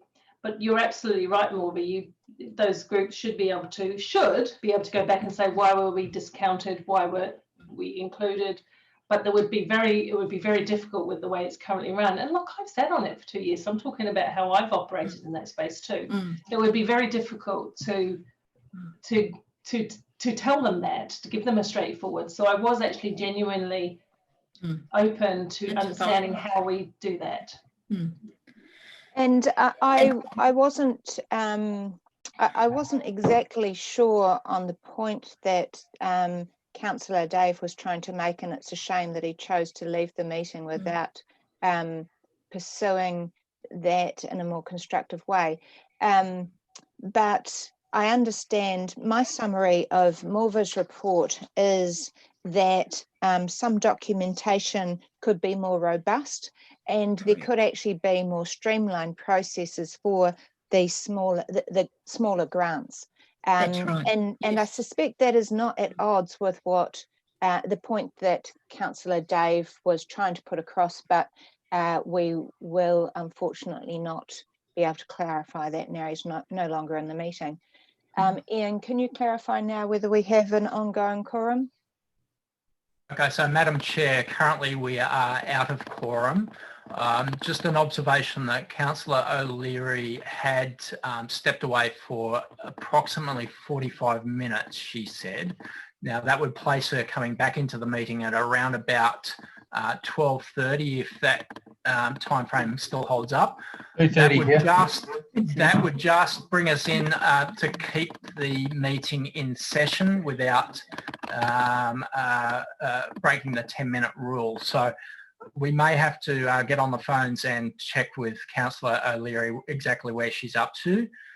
So until she does join us, all I can suggest is we may need to take another comfort break if that's suitable to you. I will endeavour to talk Dave into a more calm position, recognising that he has some points to make, and if he wants to come back calmly and make them, we'll be very happy with that. I'm not sure how successful that will be, but I will give it my best shot. And just a reminder, this is a live broadcast committee meeting as well. Just making that aware of everyone. Well, I am aware of that. I'm displeased.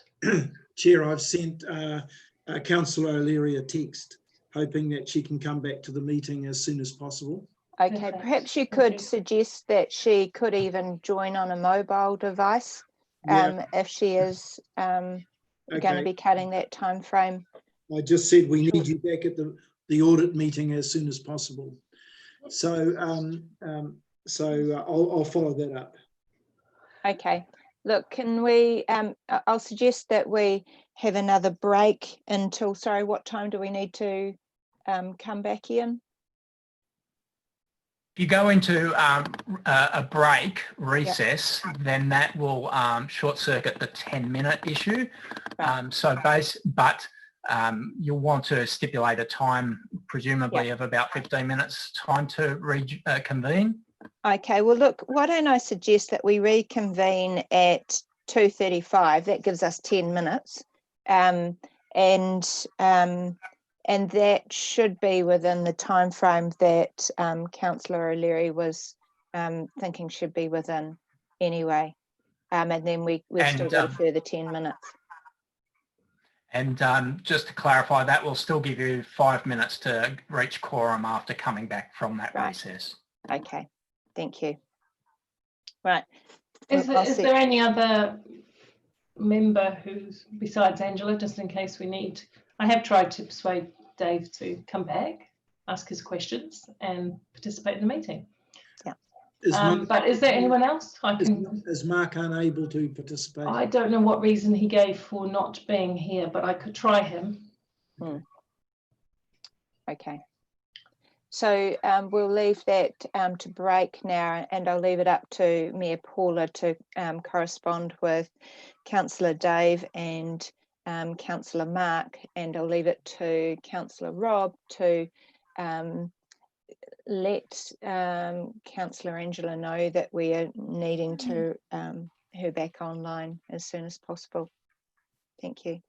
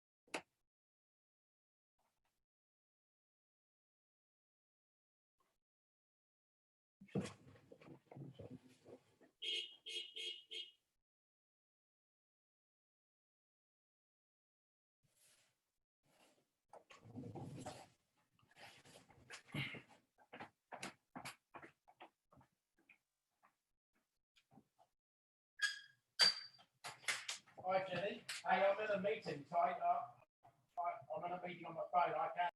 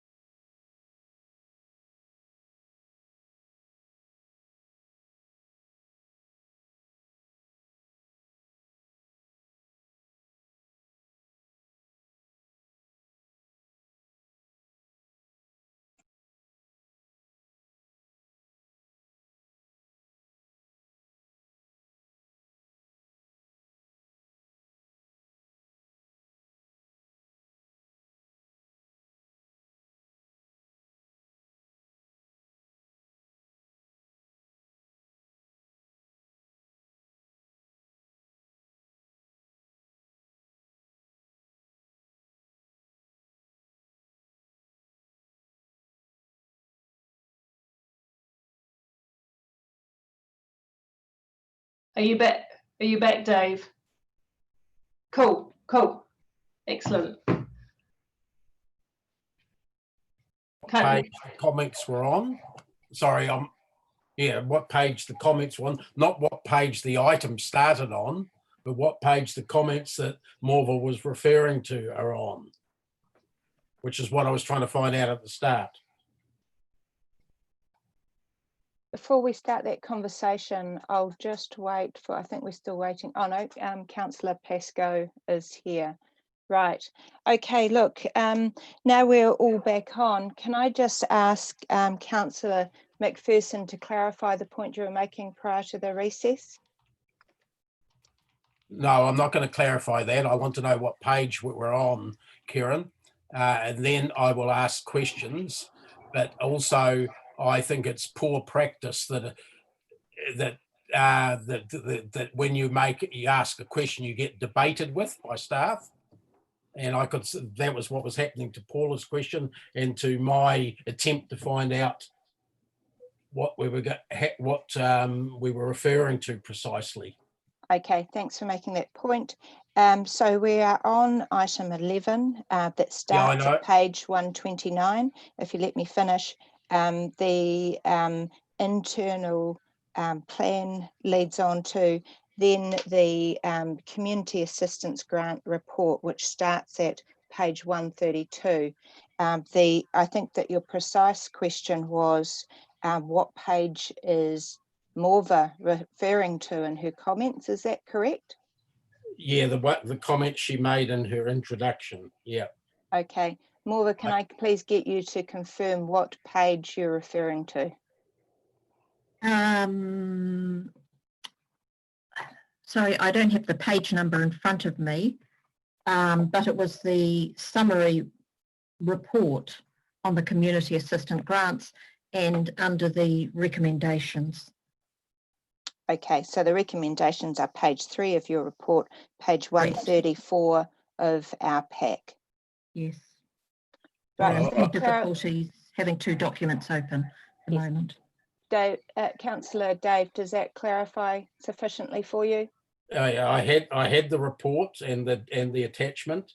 I can now see the recommendations, which I did glance at before, but they're not the same as the comments that were verbally made. So that hence my problem with the particular issue. But it's all right. I mean,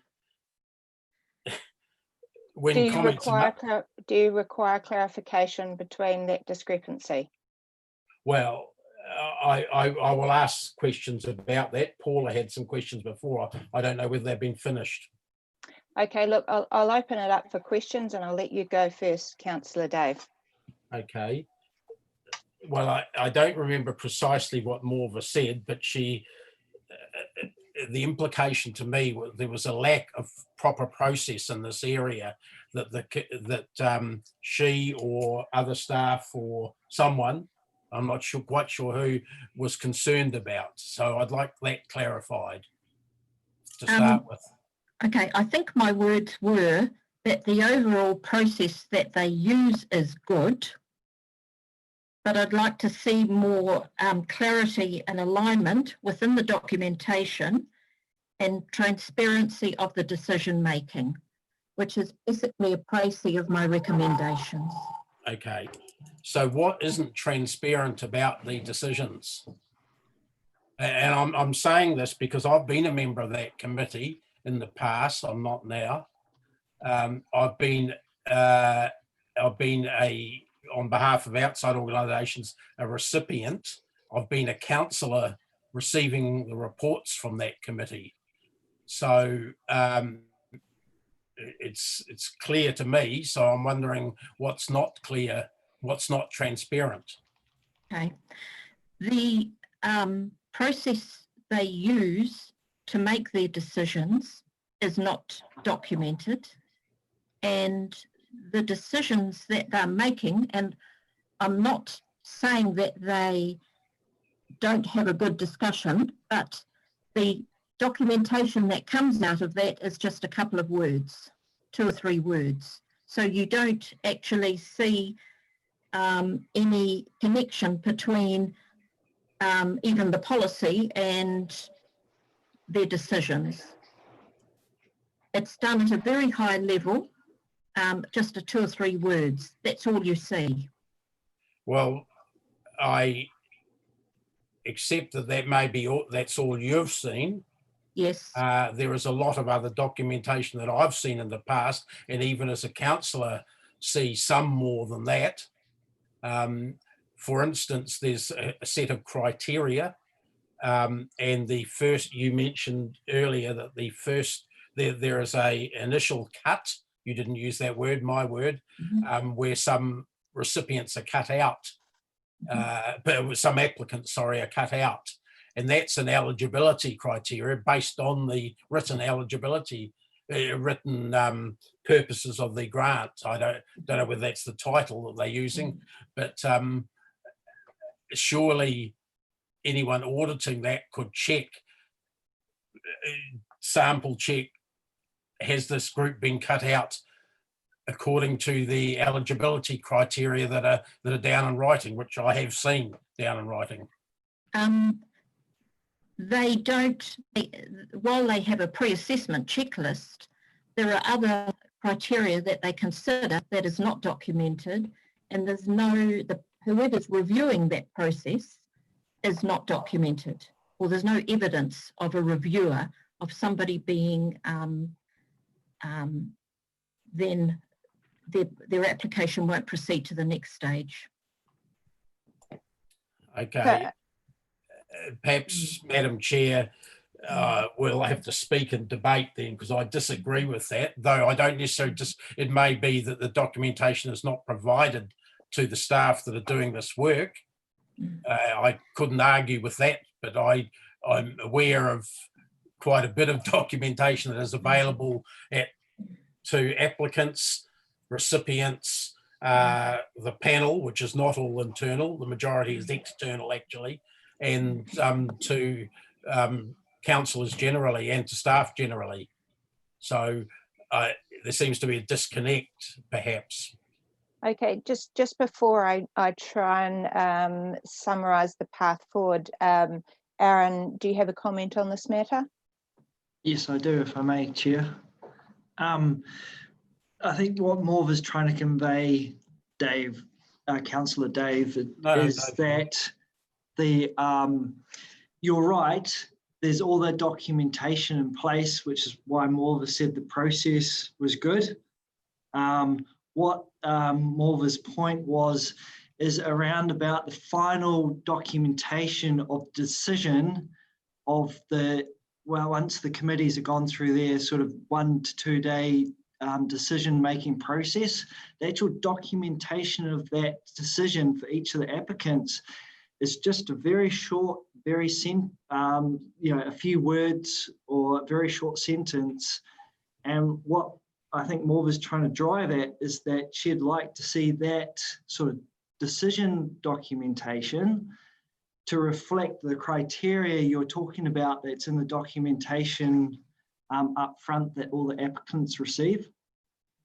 So it's a matter of documenting what is actually a very thorough process, documenting that more thoroughly.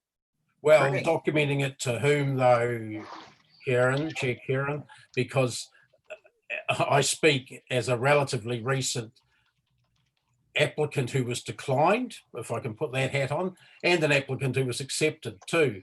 And when I was declined, I was given full reasons, and I'm aware of other groups that are. This is my problem, because the documentation is not lacking where it's needed.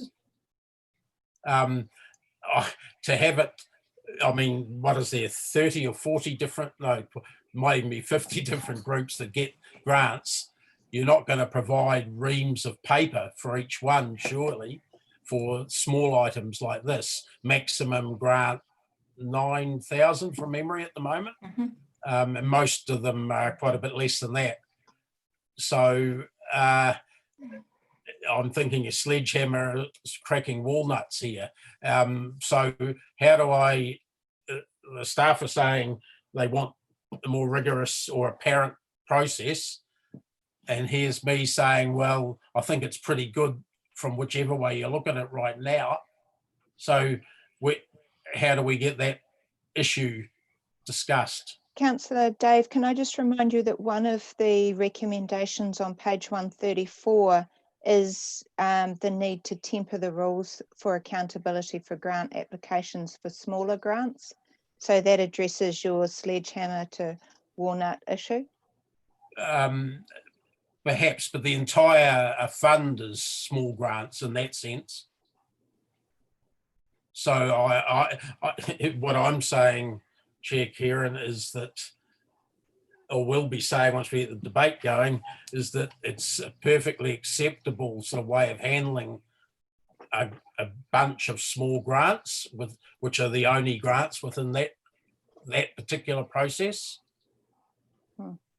It's not like grants of hundreds of thousands of dollars or contracts with outside organisations, though it finally gets settled as a contract, to be honest, between a supplier and a recipient.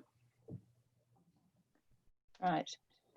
Aaron, you've still got your hand up. Was that to respond to That's points made?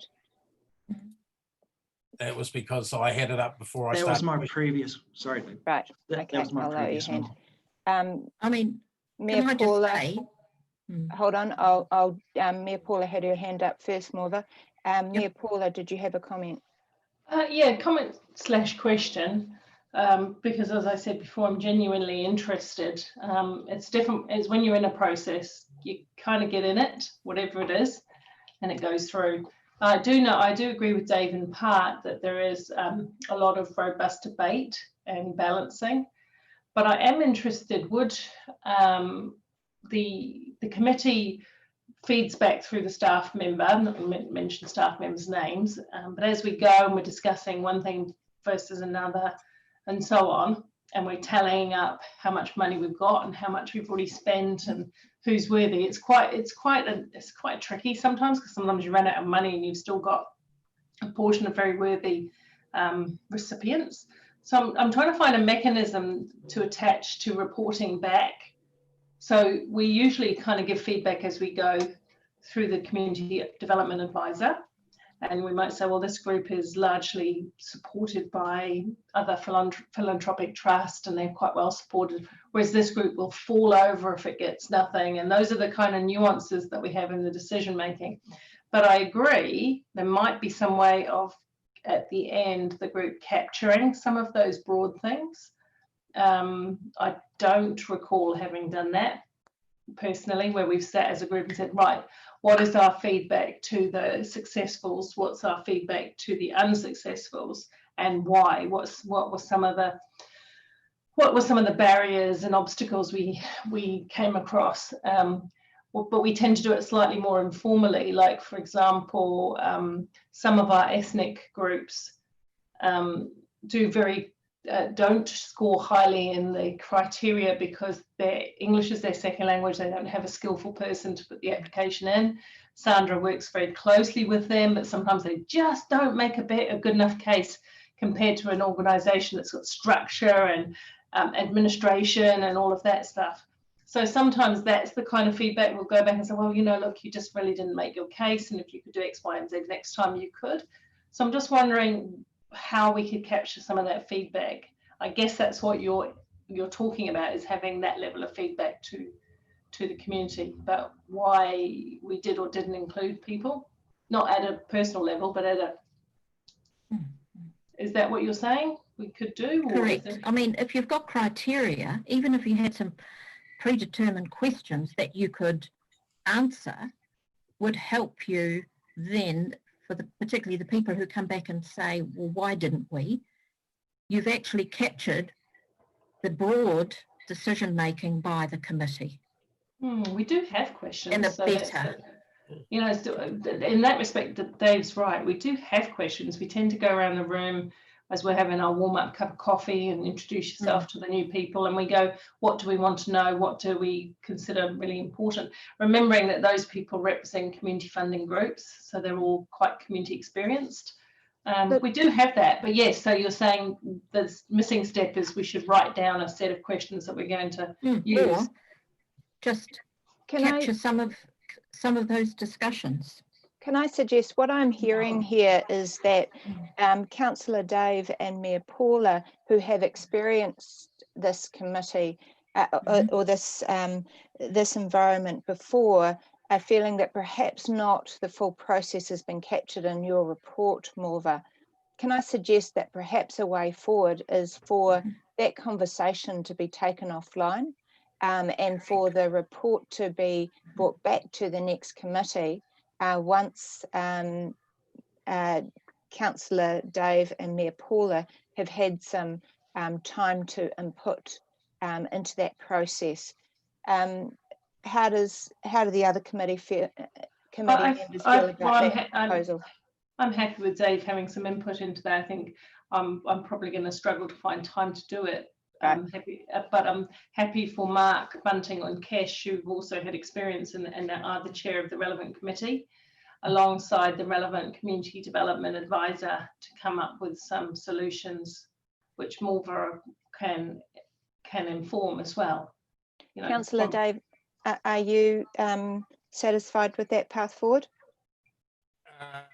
I'm satisfied with it going offline there, but I suspect that it still won't satisfy both sides. One, the community side, community wellbeing side, and the other, the internal audit side, because I think they are looking at things with different eyes, to be honest. And what might be wanted by internal auditors is sort of a one-size-fits-all approach, and no offence meant there, but yeah, when you're working with small community, Paula gave a great example.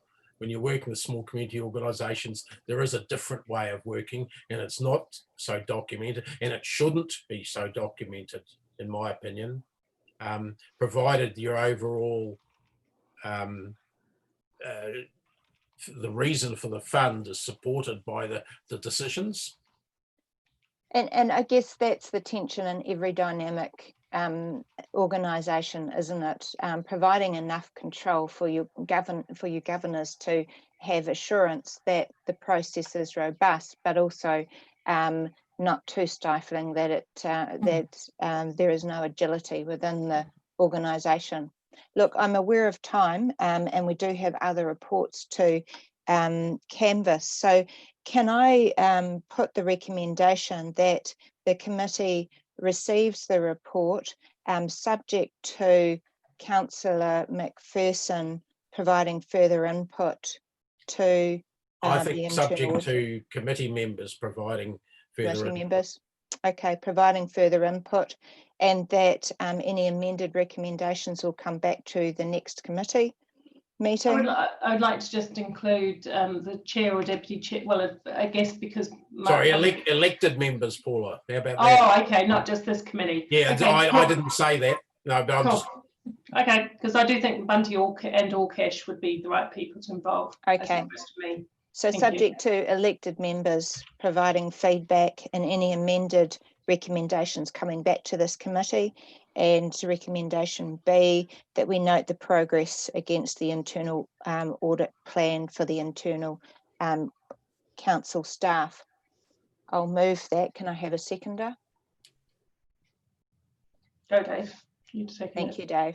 Yep. All of those in favour, please push the green button. Thank you, carried.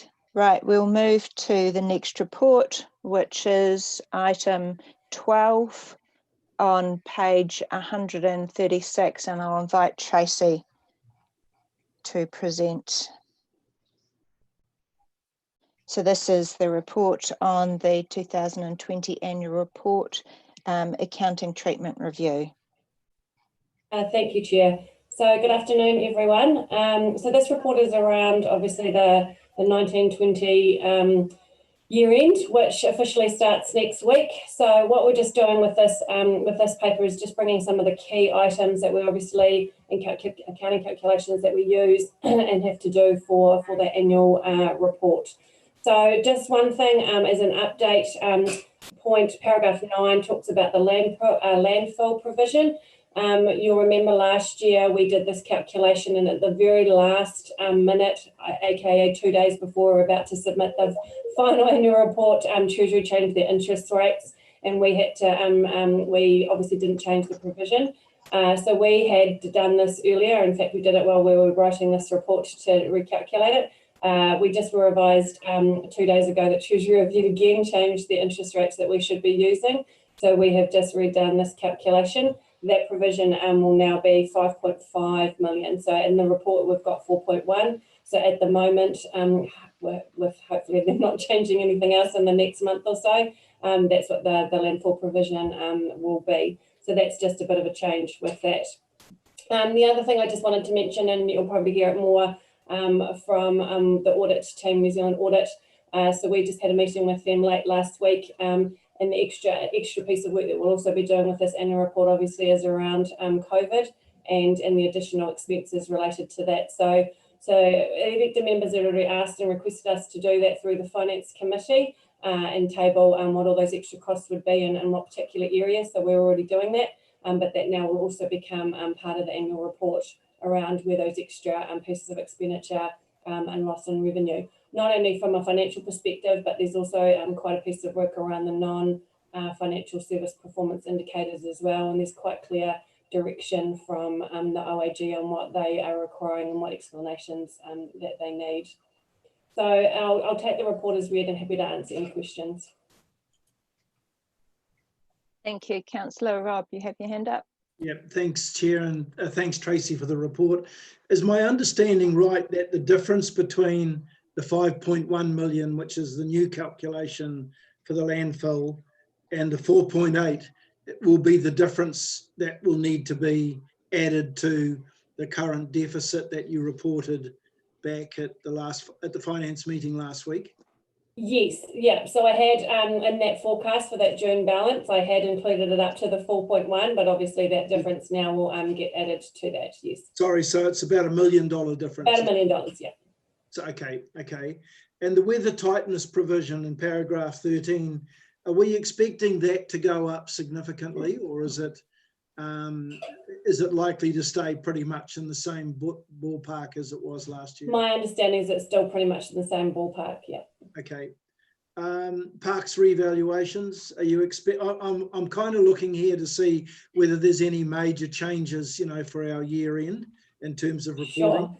Sure. So the parks revaluation was already done. That was done earlier in the year. So the only other one that came out that I discussed at Finance Committee last week was the transport revaluation and the disposal of those assets. So we are still working on that piece of work to determine what that loss on sale will be for those assets once we finish that piece of work. Okay. Next question, paragraph 27, revaluation of council-owned properties. Are we expecting any significant reductions? And here I'm thinking of the Victoria Street properties near the VOTR. Are we expecting any significant reductions that might reflect in this year's financial accounts when those revaluations are done?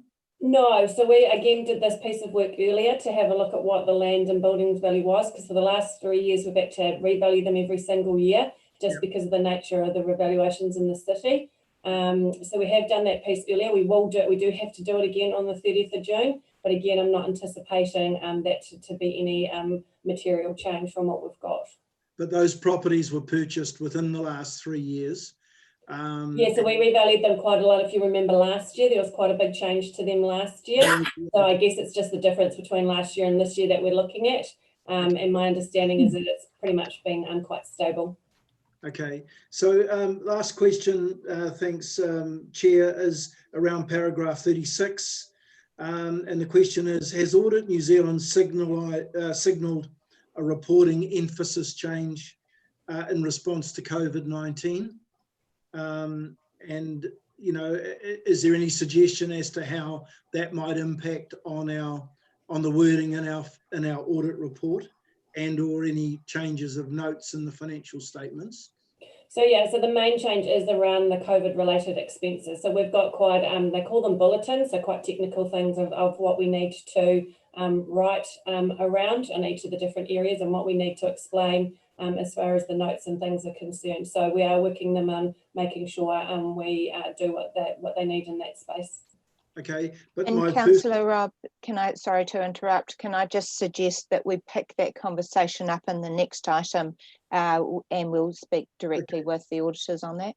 Yeah, because the question that I perhaps still need to have answered is whether there'll be a matter of emphasis in the report. There's a conversation to be had in the next paper. Quite relevant to that. Thank you. Thank you, Chair. Okay. Councillor Dave? Yes, thanks. Just looking at the landfill provision issue there, Tracy, firstly, the term unwinding, I presume that's a technical accounting term? Yes. It's like hydrating. Pivoting and hydrating and shovel ready. It's the opposite of hydrating. But more importantly, I'm presuming from paragraph 6 that our staff, you guys, thought that the correct calculation was 14.4 million provision because you used actual rates that you had achieved or were getting. Yeah, so one of the things we have to do is it is all to do with interest rates, and we used a specific set of interest rates off the Treasury website. However, late in the piece, Treasury changed those interest rates, and we'd already completed the calculation and already published the annual report. Oh, okay, so you had used their rates, not your own market rates or anything like that, and it was just them changing that caused this change. All right, I understand. Thanks. There aren't any other questions, but I do have one question, Tracy, just referring to, I think it was the most recent bulletin, OAG bulletin on reporting around service performance measures and the expectation that new services created as a result of or coming out of COVID, there would be an expectation of reporting around them. Are there any impacts on this council and how are you coping with those new requirements? So to be honest, I only got that piece of information on Monday and I haven't kind of gone through it in detail yet. But I will. I have sent it to Julie Clausen and the team who look after the non-financial service performance measures.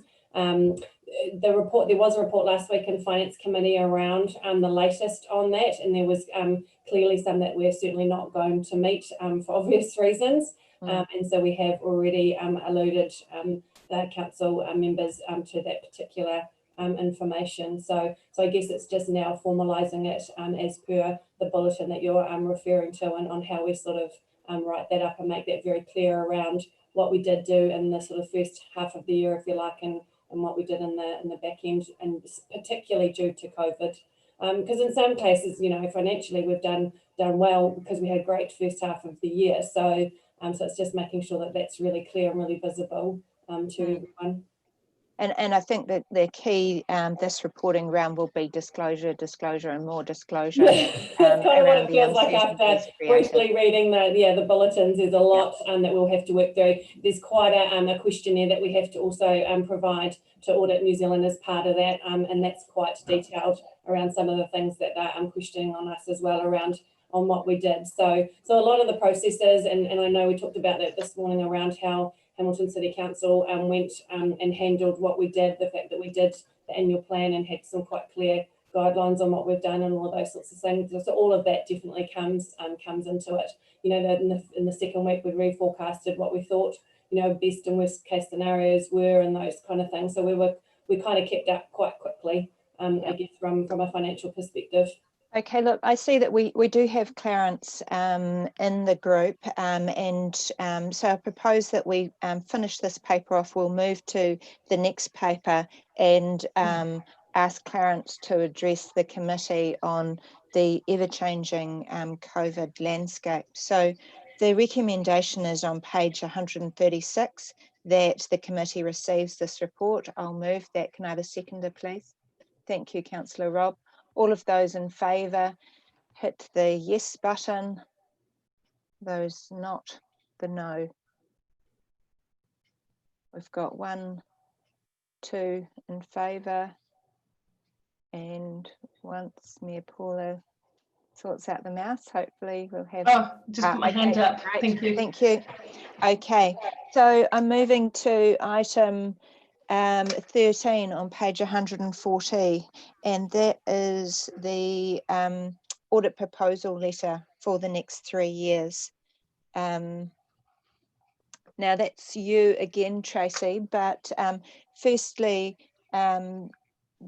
do you have any particular items you want to call out in this report? And then No, I'll definitely Clarence. take this paper as read, and if we've got any questions, Clarence and Nadia are here to help. Okay, Clarence, have you got some comments there? Good afternoon, Madam Chair, councillors and everybody else.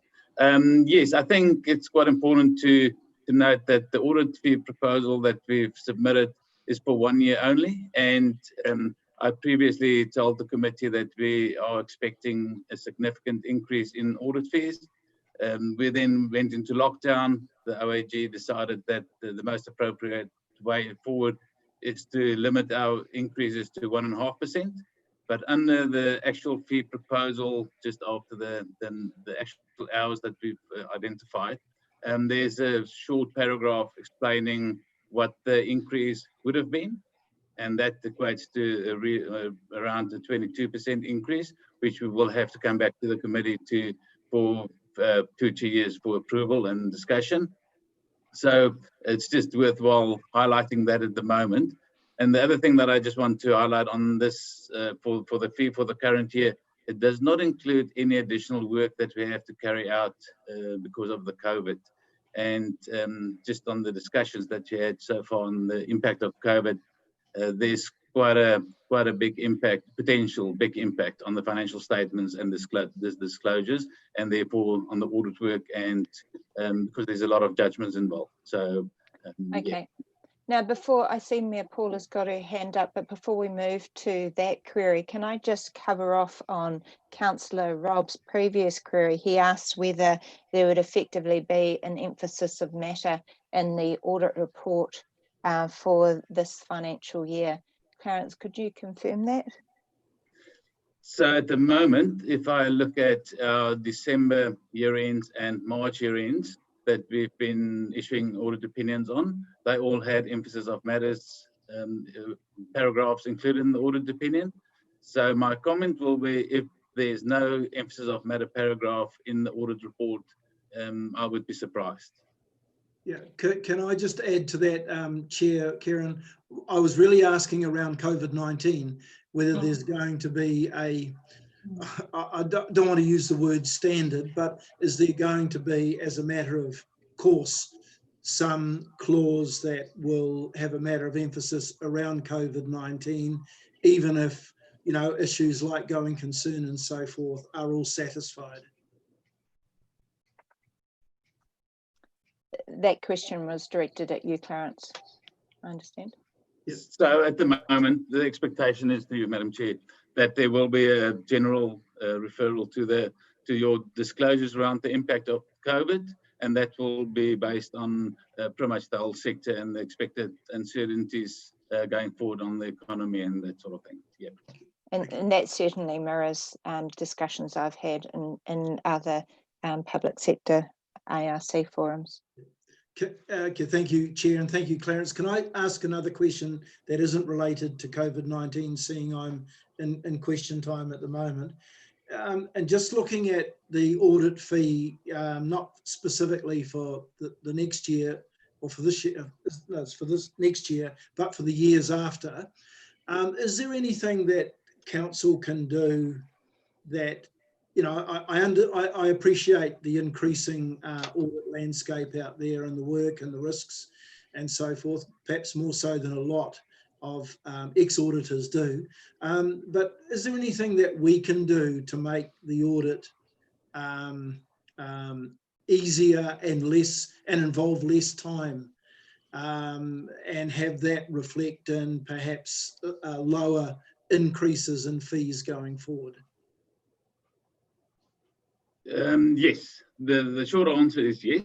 We are working very closely with the finance team to to really try and get the most efficiencies out of it. Things like what we're doing at the moment by bringing work forward, looking at the fair value assessments. So you looking at the critical financial judgments and all of that, having this approved in advance makes the whole audit process going smoother. Also, we are using technology more and more.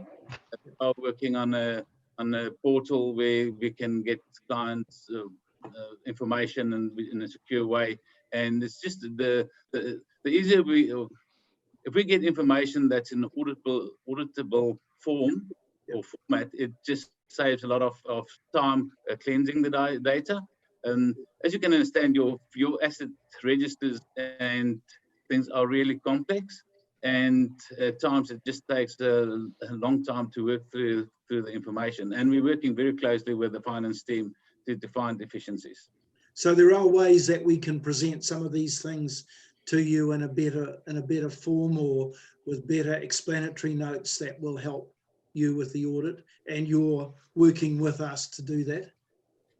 That's correct. So we have on our website, we have a client substantiation file, pretty much where you can get all the lead sheets with all the sort of questions of why we ask for certain information. So if the information is available when we go in, then we don't have to revisit the information and ask additional questions.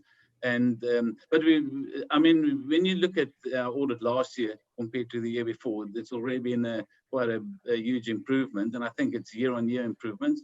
And every time you have a new system or changes on your side, it can, you need to work through that and see what reports you can get, and at times it's quite a complex system. Thank you, Okay. Chair. Mayor Paula, did you have a query? Just a quick one. In terms of holding back the increase that you proposed, so you do it for 1 year under a direction, does that mean we should expect a rebalance of that in future years? Because you've done it for 1 year. We're all sort of holding costs at the moment. What would are you expecting for us to have to rebalance that next year, the following year? The expectation is that all audits will be paid for by the people getting the service. At the moment, our write-offs is unsustainable. So the answer to your question is, unfortunately, yes, we'll have to look at it.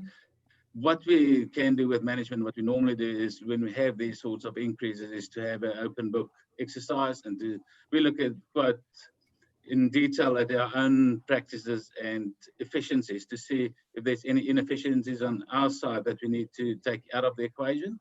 And that is if we had changes in staff, changes in management on our side, the retraining our people, those sorts of things, we factor that in. So we won't pass that on to you, but the actual cost of the audit, the efficient audit, needs to be recovered. Yeah. Okay. So just in respect to that, then it was quite I remember the last meeting we talked about it. It was quite a big increase predicted. Was that a sudden need, or was that something that could have been foreseen? Not forget the hard times we're in now, but that still would have been a substantial increase. I remember discussing it, but is that something that Audit New Zealand would have foreseen, or because it's better to have a sort of a gradual increase over time than to have lumpy increases for everyone involved? Yes, so for the last 19 years, there was artificial cap on audit fees where we were restrained to a maximum of a 3% increase. In the same time, there was the additional requirements from DIA, the prudence regulations. You go to the report on page 145, we've actually quantified the additional hours that we need to perform, work on sensitive expenditure and fraud, bribery and corruption, asset valuations, all of that. So that is all factored into the additional audit standard requirements, as well as just improving the overall quality of our audit. That's just the expectation that the audits are done and performed to a higher quality than previously. Not that it was not at a high bad, sorry. Okay. I'm aware of time. Welcome back, Councillor O'Leary. Just to let you know, we're on item 13, page 140. Councillor Dave, did you have any queries or questions on this report? Okay, I'll move to the recommendation, which is on page 140. Now, the first recommendation is that the committee approves the audit proposal letter and then delegates the mayor authorised to sign the proposal letter. I suggest that that recommendation is not correct, given the committee doesn't have power to authorise. Can I suggest that we change that to note that the committee receives the audit proposal letter and recommends to council that they delegate to the mayor authority to sign the audit proposal letter on council's behalf? Is everybody happy with that recommendation? Okay, I'll move that. Can I have a seconder, please? Thank you, Councillor Rob. All of those in favour, tick the green box. Those against, the red box. Okay, that's carried. Thank you. Right, we'll move to page 152, and that's a resolution to move into public excluded. I'll move that resolution. Can I have a seconder? Thank you, Councillor O'Leary. All of those in favour, please tick the green box. Oh. Thank you. Carried. Yes, right. Ticking. So